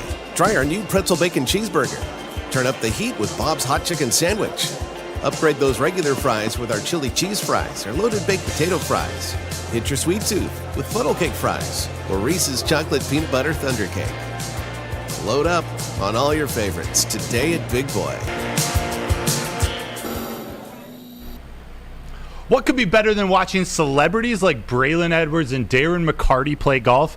Playing golf yourself and being treated like a celebrity, that's what. Stop in at any Randy Wise dealership for your chance to play golf like a celebrity. They got VIP transportation, free golf to one of Michigan's best tracks, and a tasty steak dinner courtesy of Fairway Packing Company. So why don't you just make the right choice, make the right decision, and get to Randy Wise today for your chance to win. Woodward Knights, we are back. This is Matt Broder, co-host with Booner. Yes, sir. We're back. Thank you so much for joining Woodward Knights, us. baby! We're in the second hour of the show, Woodward Knights. We appreciate everyone in this chat for being here, supporting us. You could be anywhere else, but you're here with us. Hit that like button. Share it to everyone. That would be fantastic. I want to jump right back into this conversation that we're in, though, because the defensive line, I think, is whether it's ready to compete for a Super Bowl or not, it's a piece of this defense that needs to play well, and it definitely needs to support the run, which is why I have a little bit more faith in this defense than maybe it looked by the eye test. Did you know not only did Patrick Mahomes at a 54% completion percentage, which I think is in part due to some of the pressure that they were getting on Patrick Mahomes, Aiden Hutchinson, James Houston, Charles Harris, they didn't actually get a sack. They didn't actually get to Patrick, but they made it tough on him, and I think it forced some bad throws. But what I really wanted to focus on, the Chiefs had 90 rushing yards on 23 attempts. It's a 3.9 yard per rush, but Patrick Mahomes in 6 rushes had 45 of those yards. So the running backs only accumulated 45 yards. So you take Patrick Mahomes out of that, and he's a wizard. He's one of the best of all time. That defense, the run defense, was one of the worst parts of the Detroit Lions defense last year. They performed against the Kansas City Chiefs. Does that give you any optimism? Or does this keep the conversation going? Lucas, you still think they need a piece. Booner, you're a little indifferent. They might be good enough. What do you think? I still think, like I said, I don't think it's like a priority to go get a piece. Look at this from last year. Like we put versus Saquon or versus Delvin Cook. Like there was times last year towards the end of the year where the Detroit Lions started to kind of stop the run in certain situations versus elite running backs, and they found a way to get it done. And that's kind of carried over because that was towards the end of the season last year. That New York Giants game with Saquon Barkley. Saquon, yeah, he didn't get much. Delvin Cook at the second time we played him didn't get You're much. right. I'm trying to think. I might be missing some people here. No, those are great examples. There were some teams last year to where we went Aaron in. Jones and A.J. Dillon late in the season. Yes, like there were examples last year where to start the year, we just got destroyed. Rashad Penny ran all over us. Like teams were running all over us. What's his name from Jalen Hurts, like Carolina. Every Chicago. single yeah, that was the worst one of them at all. Every single team to start the year was running all over us. Second half of the year made adjustments. When we finished the season 8-2, that was one major thing was versus Saquon, versus Delvin Cook. You're stopping the run. First game this year, you had that similar defensive line, and guess what? And you have a little bit of an upgrade at linebacker. Stop the run. Obviously, the Patrick Mahomes thing, the whole quarterback situation, like Jalen Hurts, we gave up so many to him. I don't know if it's like, I'm pretty sure Aaron Glenn doesn't like to do spies or something that from what I've heard. Well, because they run man coverage, so you got to have a linebacker on the running back Lucas or on the ball. tight end, or then sometimes you got to have a linebacker on the tight end and the other one on the running back. So it just leaves a hole in the defense for that. So that makes sense. But your point, Broder, stopping the run. They did that to end the year. They did it at week 1. If you can do that with this group here, you're solid. You're solid. And I know they can get to the quarterback. I know I don't know if we have it, but the whole Chiefs situation with the tackle that kept leaving early. Oh, yeah. That came out today, and he didn't admit to it, but he was like, I was leaving on time. I wasn't false starting the whole time. And then Ari Meirov, or whoever that is who calls in and calls into Maz, he puts a tweet out that says the NFL this week is cracking down on it. And they've realized they messed up, the refs messed up, and they're cracking down on it. So I have zero worries. They're going to be able to stop the run, and after this week, they're going to be able to get to the quarterback. You know what they were about to crack down on? And they actually warned this player of it? If Amon-Ra had hip thrust one more time in his touchdown dance, they were going to throw a flag. Did you hear that? I did, yeah. It's crazy. But you were talking about the Chiefs left tackle or right tackle who was jumping off the line of scrimmage first. He was starting in the he would be lined up. He would be lined up as if he was a slot receiver. Yeah, that's insane. There was multiple times where they could have been flagged for illegal formation. it's wild to think that he was doing that. But now we go into the Seattle game. We were talking about the defensive line. The Seattle offensive line is a little banged up right now. Charles Cross, I believe, is their left tackle. He's questionable.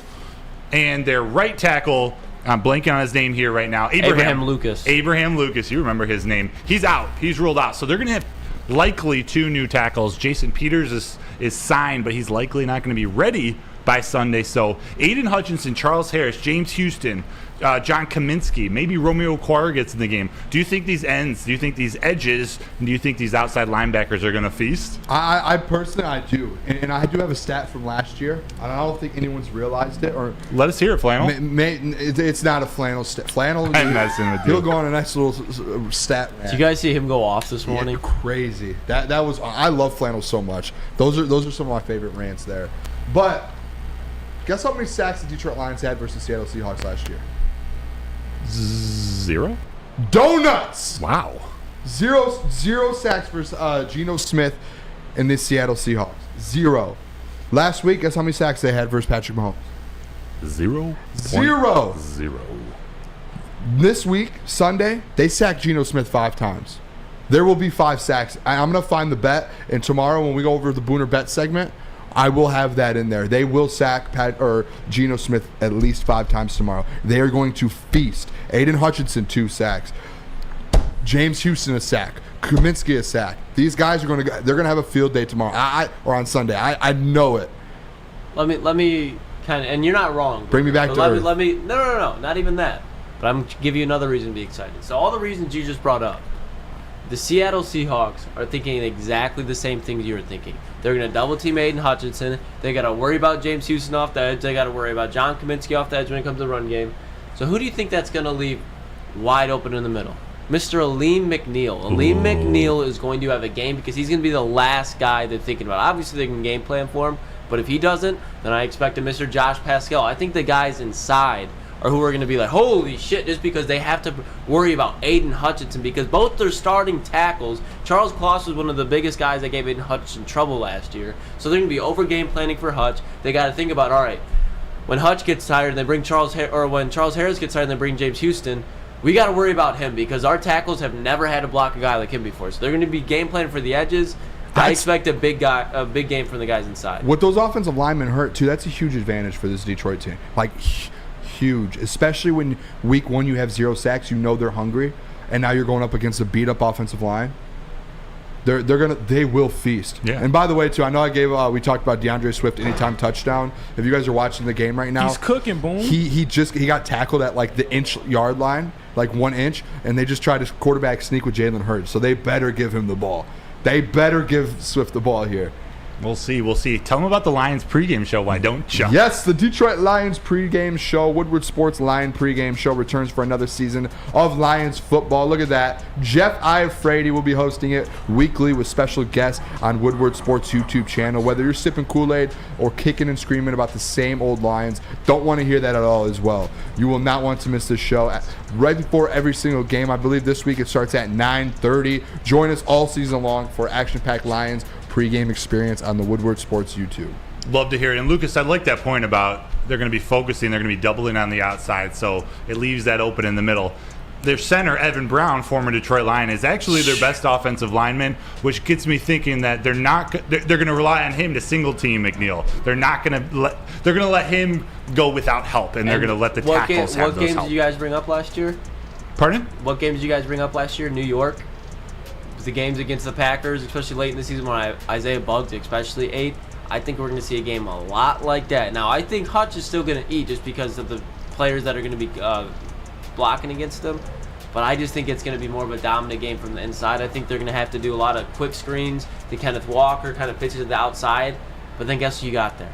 Aiden Hutchinson, John Kaminsky, and they're going to be setting the edges just fine. You know what they're going to do? Turn them right back to the inside, and guess who's going to be away from? Josh Pascal. Aleem McNeil, Levi, Isaiah, like those guys are going to eat, and that's what the game's going to come down to. If they can't handle that, that's where we might be worried about Kenneth Walker going off, and if he goes off, it's going to open up the pass game. But then again, we got C.J. Gardner-Johnson, Cam Sutton, Brian Branch this year. We didn't have that last year. He's cooking. All right. Cooking. He's cooking. I'm pumped for this defense. Me too. I was about to ask you one more question, but let's go to break. I'm going to have you tell the people about SMA, and then we're going to come back and we're going to talk.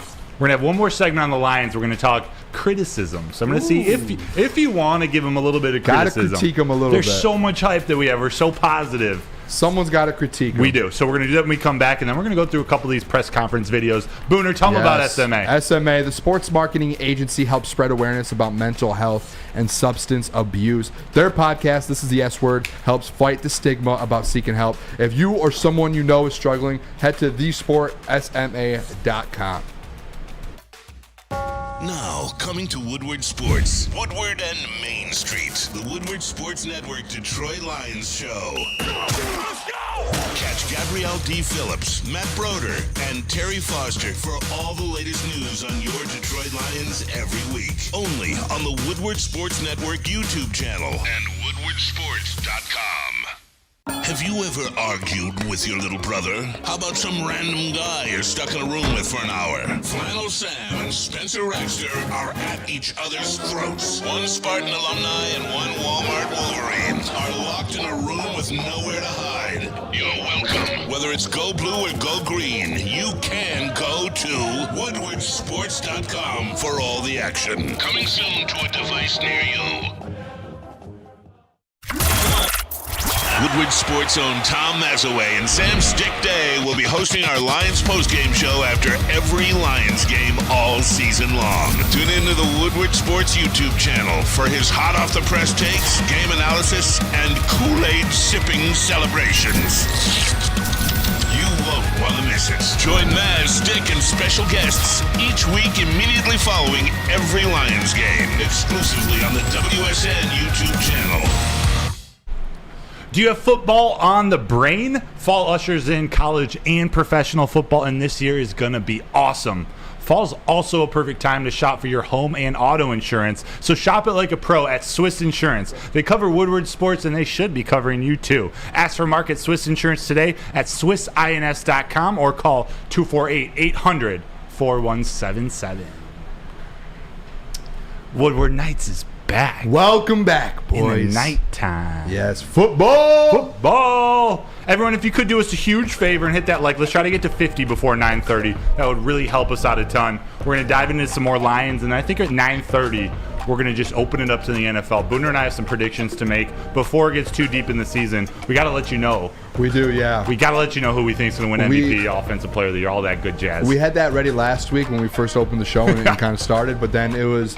We started the show premiered on a Tuesday and the Lions played Thursday, so we had to fit literally as much as everyone. All the other shows had weeks and weeks and weeks leading up to the Lions, predictions for the NFL, everything.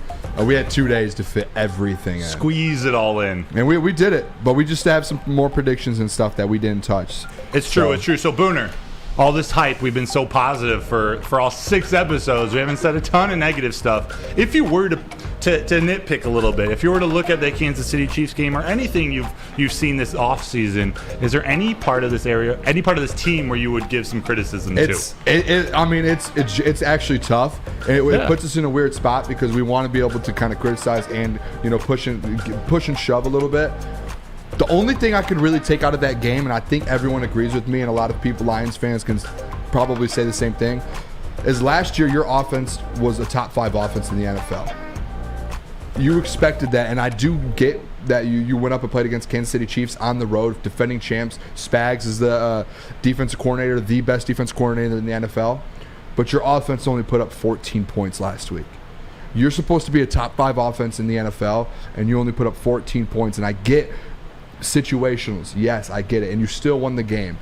But if we really had to break something down and you had to criticize one thing, it's... Or nitpicking. If we're being honest, the offense was rusty. Ben Johnson's play calling a little bit rusty. Yeah. And I think that and it's something that we haven't really talked about and no one's really talked about, but it's true. Like, Ben Johnson said it today. He came out in the press conference and he said it himself. He was like, he didn't say word for word I was rusty, but he said I need to be better. Yes, he was. I need to be better in different situations. We need to figure out, and we need to kind of come together on a couple things, and we need to bring together little details to kind of button up this offense. Because when you really get into this, like this game here at home, we think it might be a good, great, easy win, but if it comes down to it, like, you still have to execute. And as teams start getting more into the year and the season, other teams are going to start executing more and more and more. And if you don't button that stuff up and you only put up 14 points and you rely on your defense, you're not going to go win 10. You're going to struggle. You're going to sit there versus the Packers, and you're only going to be one game ahead with a couple weeks to go. That's a great point, Booner, and the fact that Ben Johnson talked about that today just doubles down on it. He said so himself that he needs to be better, and he's definitely nitpicking himself. Also, he says that a lot of his play calls were a little wordy. It took a little long to get them into the huddle. Some of the offensive substitutions were a little late. They took a little long. It just didn't flow as well. Two quick comments here. First one. Andrew Jones, they didn't play in any preseason games shaking off the rust. Yeah, that could be it too. That's very true. They played in joint practices. Maybe it's because they didn't get reps in real game action. Yeah. So that could easily be it. Relax. No, that's a fair. It's not like a off the wall statement. But we talk about like snaps that like players are actually taking serious. They're taking. Yeah, but like communication, different things like that. You could do that at a joint practice. It's not loud, but when you're playing on the road, it changes things. I mean, I guess, but I just really think definitely even if they played in preseason game, like the Chiefs played in preseason game, the Eagles played in preseason. I get that, but it's just week one where you got to go 4 quarters. It's different. I'm with you on that. I do. There was another comment here too, though, that I wanted to. About Riley Patterson? Oh no, Josu Gonzalez or Jose. I don't know if I pronounced that right, but he said. That's what happens when people get film. That's what's going to start happening in the next few weeks. Is teams are going to start getting film. Lucas, you played D2 football. Like when you have film, you're locked in on that. Especially this is a full new team, a different offense than that top 5 one last year. Teams are going to start locking in. These great coaches you're going to go up against, they're going to. I hope they watch the film so they can see that offensive line just absolutely dominate. The offensive line, no one better critique them. If one person in this room, I'm going to go flannel Sam, and I'm going to kick you off the show, and I'm going to walk off the set if you critique that offensive line. And the thing is, like, and Dan Campbell even kind of spoke on a little bit, like, the Lions didn't give anything away in week 1. Like, they played very, like, to themselves football. They just controlled the time of possession to keep Patrick Mahomes off the field. They stayed ahead of the chains as much as they could. But Dan Campbell even said there's going to be more explosive play calls. They're going to try to get more aggressive in the play calling this week. You know why? Because Patrick Mahomes is on the field and you can take more chances. So this is when I really think we're going to see this Lions offense open up. I don't think they were designed to open up week 1 against Kansas City. So this is where I think the Lions can exploit a lot of areas because I think Ben Johnson got a couple plays in his back pocket. I mean, we saw a little bit of Amon-Ra lined up at fullback, but we've seen that before. That's happened before. Like when they played Seattle when Amon-Ra was a rookie, he was lined up as a running back. So it's not things that Seattle hasn't seen before, but I think they're going to show a couple things that they haven't for sure. And to be just slightly optimistic about the comment you made about the offense only having 14, they were very close to scoring 28 points when you think of Jahmyr Gibbs slipping on that one outside run. I think that was going to be a touchdown. But they did score right after that. Yeah, though. Marvin Jones fumble. Oh, they scored that same drive? Yeah, they did. All right, they canceled that. Maybe a 21. third touchdown. So you do have a good point. But it just felt like last year, I don't know what they averaged per game, 23, 24 or something like that. I could pull it up here real quick, but it just feels like that's something you have to. And Ben Johnson literally came out today and he stated that. He said it himself that he needs to be better. They need to button up the ends there, and they need to figure it out going forward. And I think he's going to use Jahmyr Gibbs more this game, and he talked about that in the press conference today. Jalen, do you think you could run the clip about Ben Johnson talking about Jahmyr Gibbs and his usage coming up? We always have plays tagged for him going into the game, but we feel really strongly about David as well. So that whole combination, that 1-2 punch is really good for us. We had them both on the field at the same time a little bit last week. We'll probably continue to do that over the course of the season. And, we'll see where Gibbs best suits us each week. A well-spoken guy. Shout out Ben Johnson. You can see how he can communicate to his players, and we saw it on the sidelines during training camp. Just his way to make complicated things sound easy. I think that's part of his aura. That's a good word. His aura. Part of what's going to make him a good head coach one day. Another guy who might be a head coach one day usually shows a little more fire out on that field. It's Aaron Glenn. It's the defensive coordinator. And he talked about, he didn't mention the word embarrassed, but he talked about what the Seahawks did to them last year and maybe what he's thinking about coming into this season. Jalen, could you play that clip?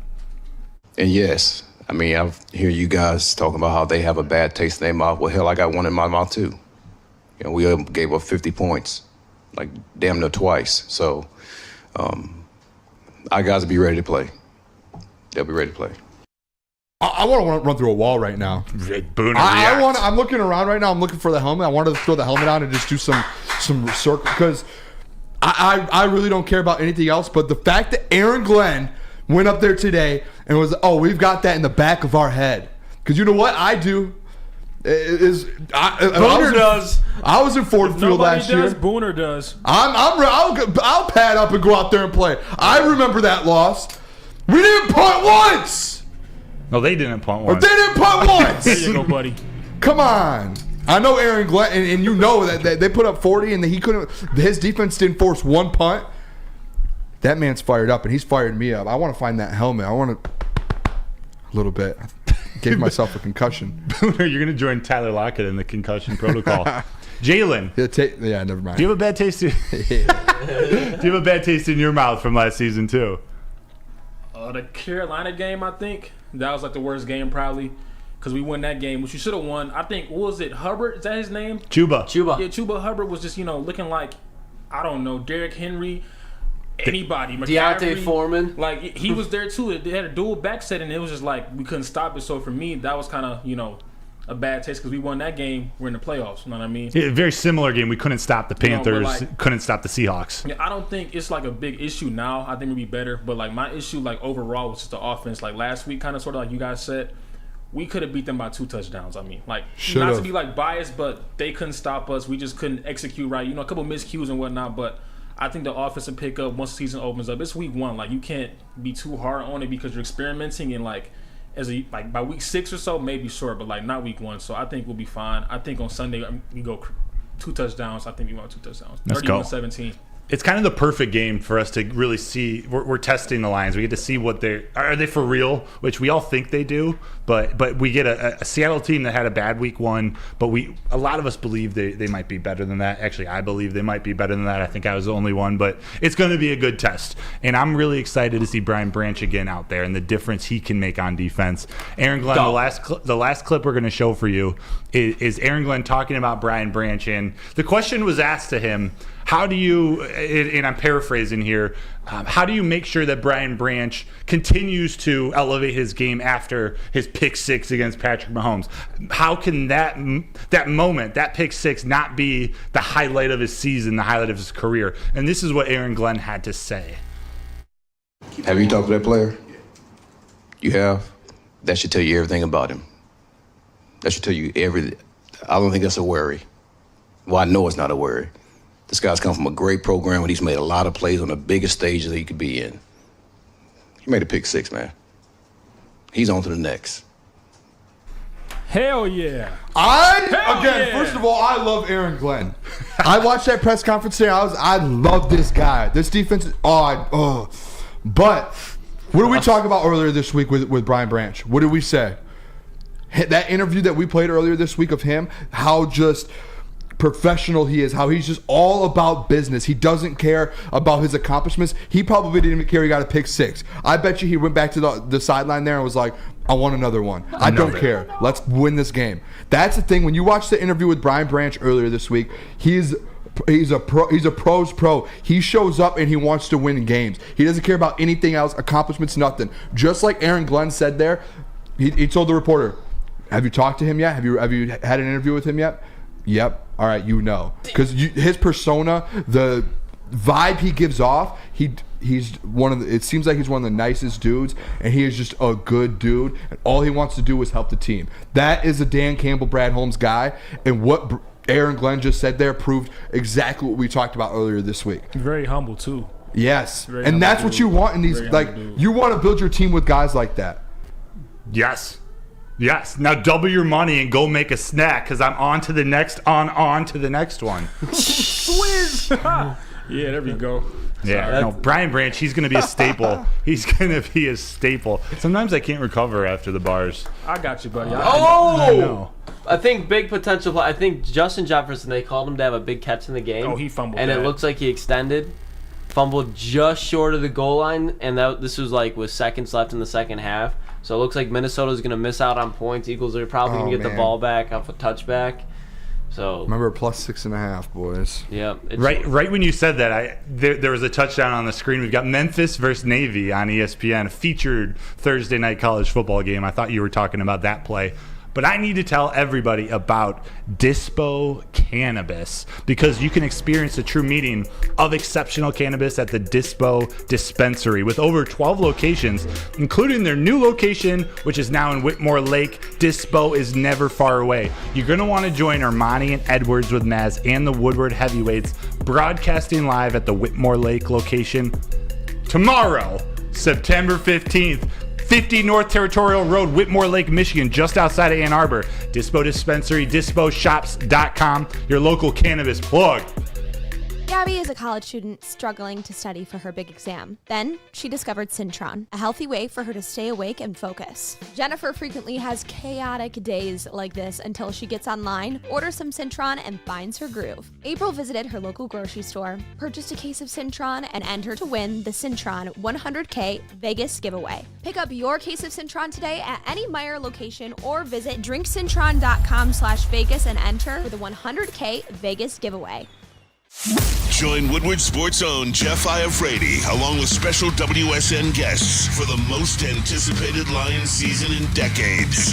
Filled with different surprises and expert analysis. You're not going to want to miss out. Go to our Woodward Sports YouTube channel on Sundays and tune in live from 9:30 to 11:30 a.m.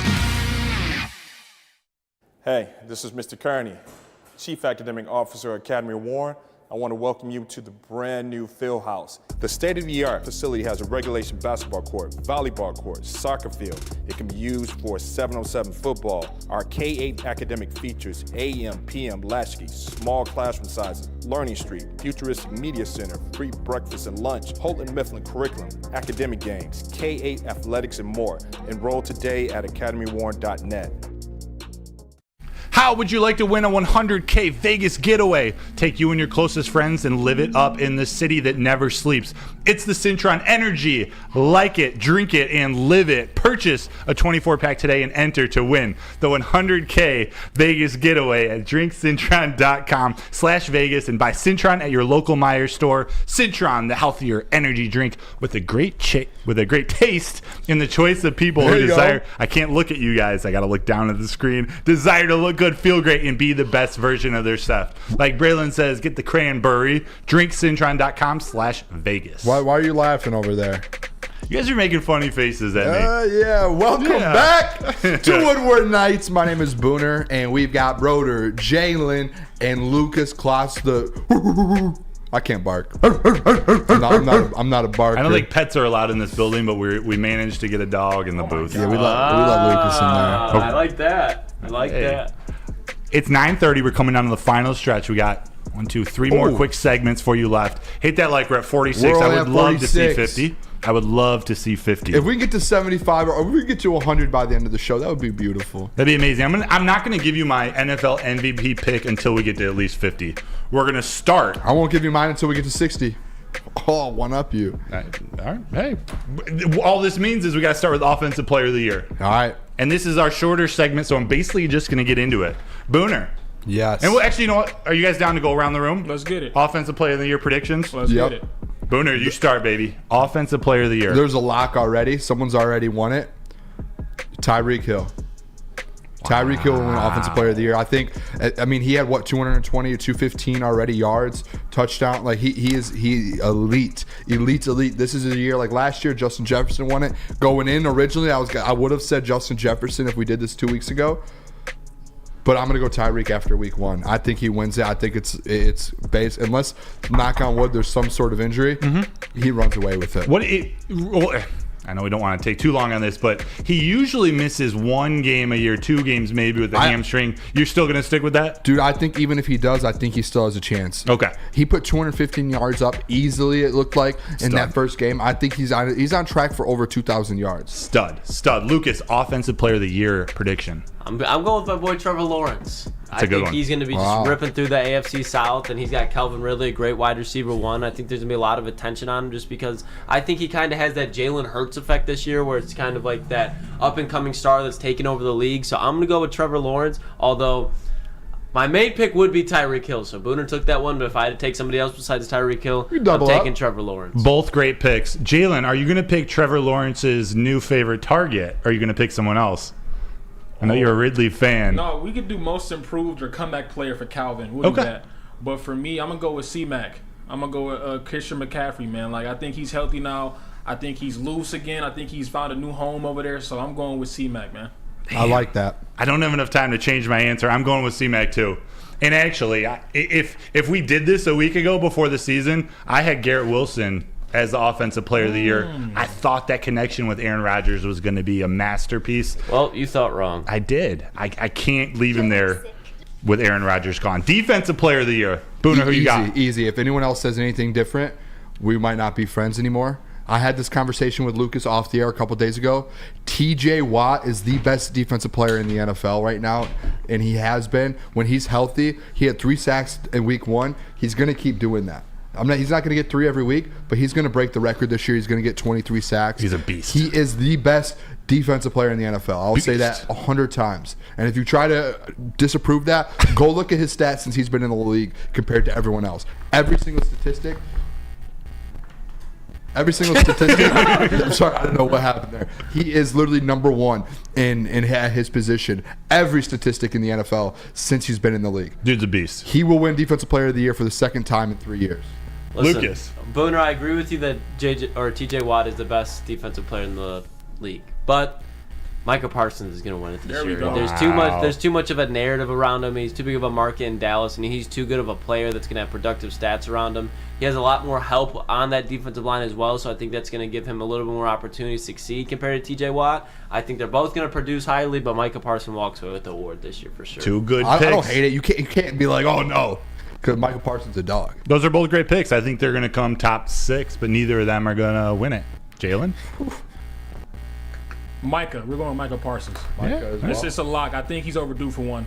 Fair. And with the amount of times Dak Prescott turns the ball over, he's going to be on the field a lot. I'm going to go with Quinnen Williams, defensive tackle for the Jets. And I think the Jets, if they get 9-10 wins now without Aaron Rodgers, which is questionable, I think it's going to be because Quinnen Williams becomes that dominant defensive force. I think he breaks Chris Jones' 15.5 sack record from last year and ends with 16 or 17 of his own. The dude is a beast. Yeah. And he just got paid. He's ready to go. TJ Watt. No, he's phenomenal. TJ Watt's incredible. You're not wrong. Offensive Rookie of the Year. All right. Are you going with the Lion, the speedy Lion, or are you going to go elsewhere? I'm going elsewhere. Go elsewhere. Get out of here. I'm going to go with the quarterback. This seems to be like an award that it's easier for a quarterback to win one of these. I'm going Anthony Richardson. Wow. I think he looked good enough week 1 to where he can kind of go off throughout the year. And I think he does that. I think Anthony Richardson ends up winning Offensive Rookie of the Year. That's a great call. He looked better than expected. Better than I thought in that first game. And that was week 1. Yeah, it was.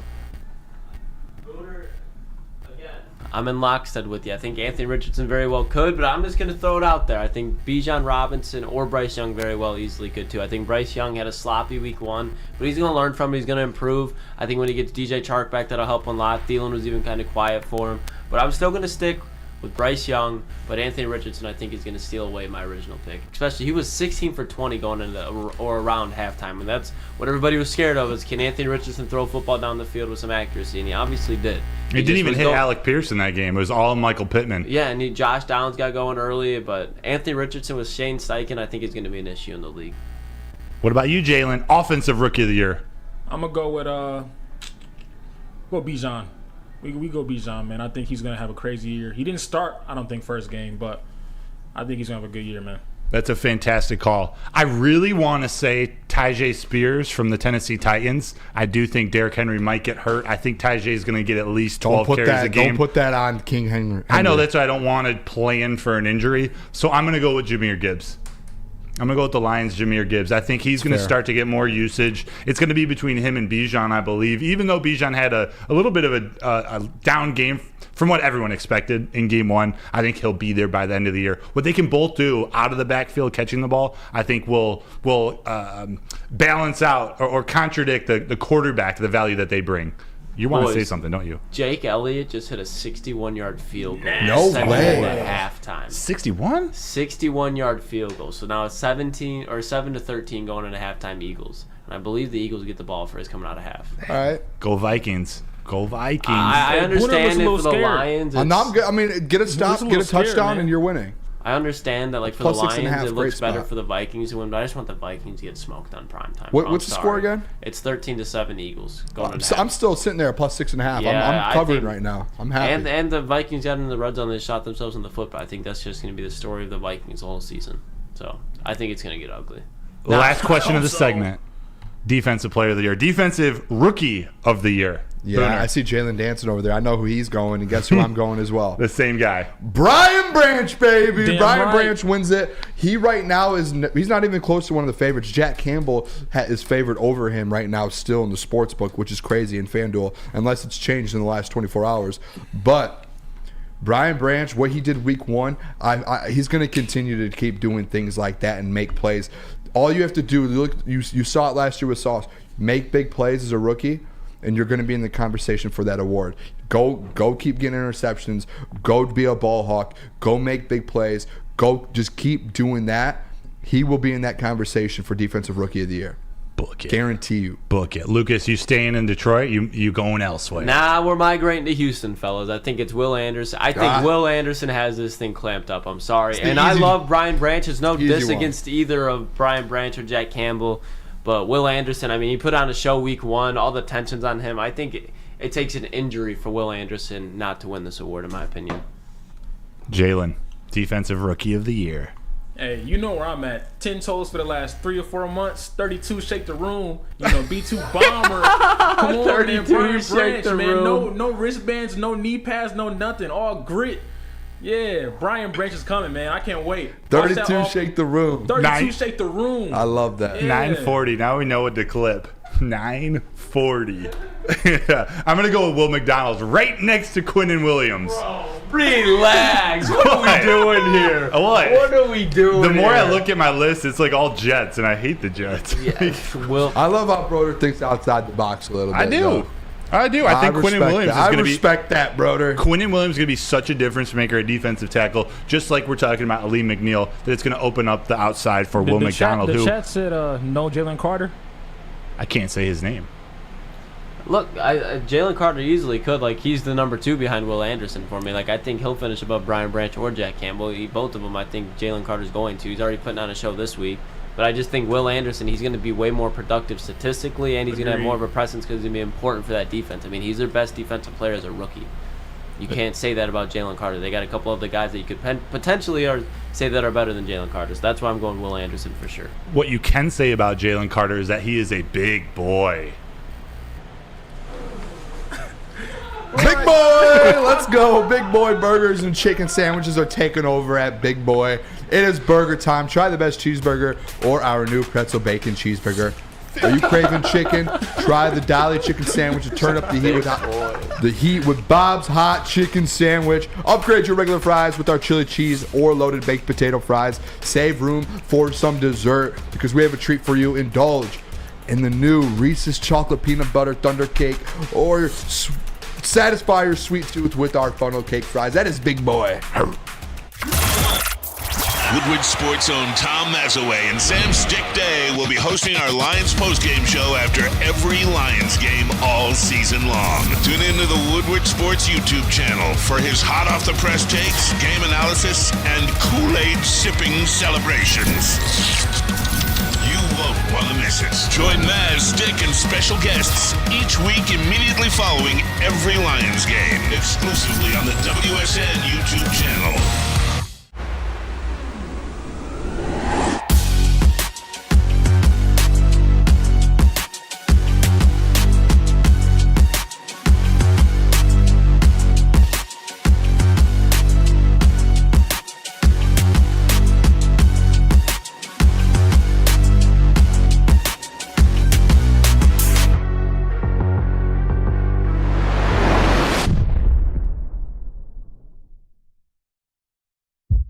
Brace yourselves, Detroit. As the sun begins to set, 2 of Woodward Sports' brightest young stars will be taking the mic for a brand new news show. Woodward Nights with Booner and Broder. The dog days in Detroit are over, and the boys are unleashed. Join in on the banter and hop on the bandwagon of the #1 night show on the internet. Tune into the Woodward Sports YouTube channel every weeknight from 8 to 10 p.m. Woodward Nights with Booner and Broder.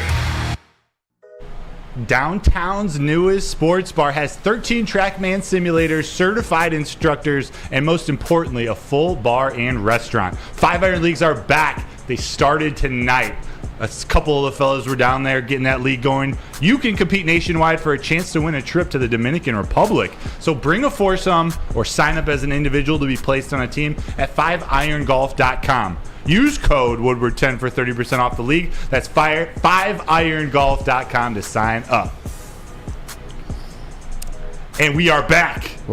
We are back, baby. We Woodward are back. Nights. We've hit 50. Did we hit 50? We Let's hit get 50. 75 next. Let's hit 75, but thank you for 50. I appreciate you. Yes. Gotta thank you. We asked them and they delivered, which means we can share who the MVP is. I don't think people are gonna like mine. Really? My MVP. Really? Yeah. Hold that for 2 seconds. We're gonna go quick round the room. Coach of the year. We got two awards to give out: Coach of the Year and MVP. Can we all agree? No. Do we all have the same one? Yeah. Yeah. I think we all. I gotta go. Yep. Dan Campbell. Dan Campbell? Yeah, MCDC. Yeah. Unless Broder might have gone outside the box here. Carl Shanahan. Broder! Robert Saleh! Old man Broder, don't do it. Mike Tomlin. Flutes. Mike Tomlin. No, after week one. Especially after that week 1 loss. He's got Kenny Pickett, your boy, throwing the ball for him, man. Yeah, to He your doesn't have boy a George chance. Pickens. Yeah, it doesn't matter if George Pickens can't get the ball because Kenny Pickett's throwing to the ground or to the defense. Kenny Pickett will bounce back. Come on. Yeah, he'll bounce back, but He'll he'll be still fine. be like, man. You in the morning what show. have I always said? I've always said he's a MAC quarterback surrounded by talent. But if that is how he performs week 1, you can't be a little bit nervous. I'm sorry. But you in the morning show were the ones the night after that were like, Kenny Pickett's career is over in Pittsburgh. It might have been Flannel. Or it might have been Jeff. Not I. Someone on the I remember because we talked about it, didn't we? They were chirping in, but they were I like, think it was someone on the Lucas. show was like his career is over. I think it was Lucas who circled back and was like, he's not going to be this bad all season, but it was a bad game. So which I it was said horrible. the Steelers still have a chance to win the division and make the playoffs. That's what I said. I just got triggered. When I heard his your career is tone. over, that was a quick trigger word for me.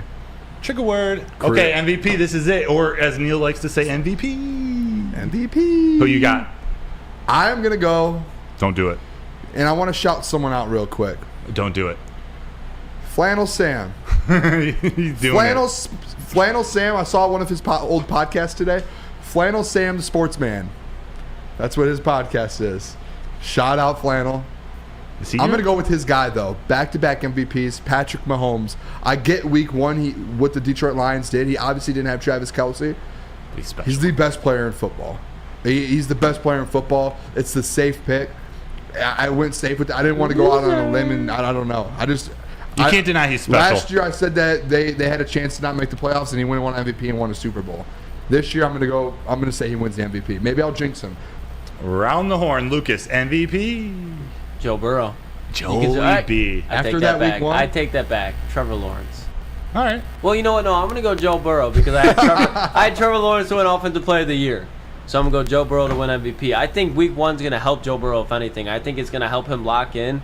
I mean, we've seen Tom Brady lose week 1 against the Kansas City Chiefs and they went on to win a Super Bowl.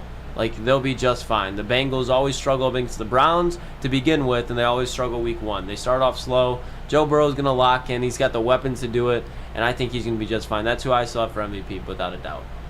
Maybe Trevor Lawrence, too. Those are both good picks. Jalen. Boynton Beach, number 8, out of Baltimore, man. Lamar Jackson. That's a great one. J.K. Dobbins is hurt now, too. So now everything is with him, and now he can show out. Zay Flowers showed that he can play ball in the NFL. He's getting Marky Mark back. Ooh, I forgot about Mark Andrews. Yep, he was out. Yeah. I got Lamar Jackson on my sheet, too. Oh. What? Dude. Oh. Good job, Broder. He's going to be there at the end. Real quick, before we go to the next break. I hate that. Do we actually have a middle break? We do. tell the people about Woodward and Maine real quick. Yes, I'll go back to back here. Let me tell you about the inside scoop on the Detroit Lions. Look at those people up there, beautiful people, featuring Gabrielle D. Phillips, Matt Broder, Detroit legend Terry Foster. Episodes are 2 times a week, Tuesdays 7 to 8 a.m., Sundays 8 to 9 a.m. Make sure you tune in for all of your Detroit Lions insider scoop before the games and on Tuesdays on the Woodward Sports Network YouTube channel. We're back. We're coming down to the wire. There's one thing we read. There we go. There we go. There we go. There we go. We just wanted to see D-Mac a little bit. I didn't know what you guys wanted to do. I didn't know how the time was, man. That's on me. No, all good. All good. We're coming out. We're going to do this one quick. Let's revisit it again tomorrow, but I just want to implant it in your head. And feel free to chat. We're about to start mailbag, so get your mailbag questions in. Also, let us know what you think about this. But Bet Online has the Lions as one of the top landing spots still for wide receiver Mike Evans and defensive end Chase Young. Evans is 7-1 odds, has the Chiefs, Jets, and Bills as the only teams ahead of the Lions. Yeah. And Young 3-1 odds, Bears the only team ahead of the Lions. Are you doing this, Booner? What do you think? To be honest, this is that conversation we had about the defensive line earlier. Mike Evans one, like in Vegas knows it's more of a stretch, the 7-1, and there's multiple teams ahead of him. The Chase Young one, though, that's very realistic. Yeah. The only issue that I have with it is that the Bears are ahead of us to get him. That can't happen. It seems like the Bears are in the running to get every single player all year. That's what it feels like. But no, the Chase Young one, I 100% would. That's one that I would not hate. Because like we said, we're not that Super Bowl caliber defensive line yet. But if you add Chase Young and you have Aiden Hutchinson, that is one of the best in the league. That's beautiful. It's nasty. I don't even know. Like, that defense is scary. It is, and it's inexpensive. Chase Young, he's at the end of his deal. You probably don't have to sign him immediately upon trading for him. Mike Evans is looking for another semi-long-term deal. Yep. But, Booner, before we get to mailbag, which everyone get your questions in, Booner, tell the people about Lady Jane's. Yes, Lady Jane's. Show it off. Look at this. Show I got it a off. haircut today. Shout out Rachel. Hooked me up with the haircut literally right before the show. 20 minutes before the show I got done. It was a beautiful, beautiful thing. Come to Lady Jane's Haircuts for Men for an award-winning haircut experience. Register to win a trip of your dreams and all expenses paid suite for the 2024 NCAA tournament. That's right, no expenses spared for you and 5 of your best friends or buds. You can even bring me if you want. I would love to come. You would have a great time with me. Lady Jane Haircut for Men, open 7 days a week. Walk in anytime because it is wicked awesome. Calling all landscapers, this is Darren McCarty. I'm at Outdoor Equipment Co. How would you like to landscape like a legend? How about a bad boy zero turn? And even a chainsaw.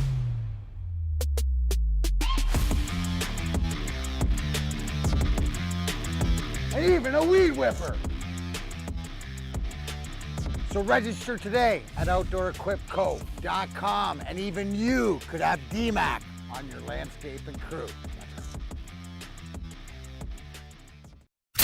Come hang with the Woodward Sports Crew all throughout football season on Saturdays and Sundays. Join our college football and Detroit Lions live watch parties. Inside the 5, caught, end zone, touchdown Detroit Lions! With money on the line. Featuring different special guests and surprises. Start times will vary depending on the game. Only on our Woodward Sports YouTube channel. Your home is your most important asset. Flexibility in the sales process is key. When you work with Mark White & Associates, you can cancel at any time, for any reason, without penalty. Speaking of flexibility, check this out. Who you work with matters. Hire the best broker in the game.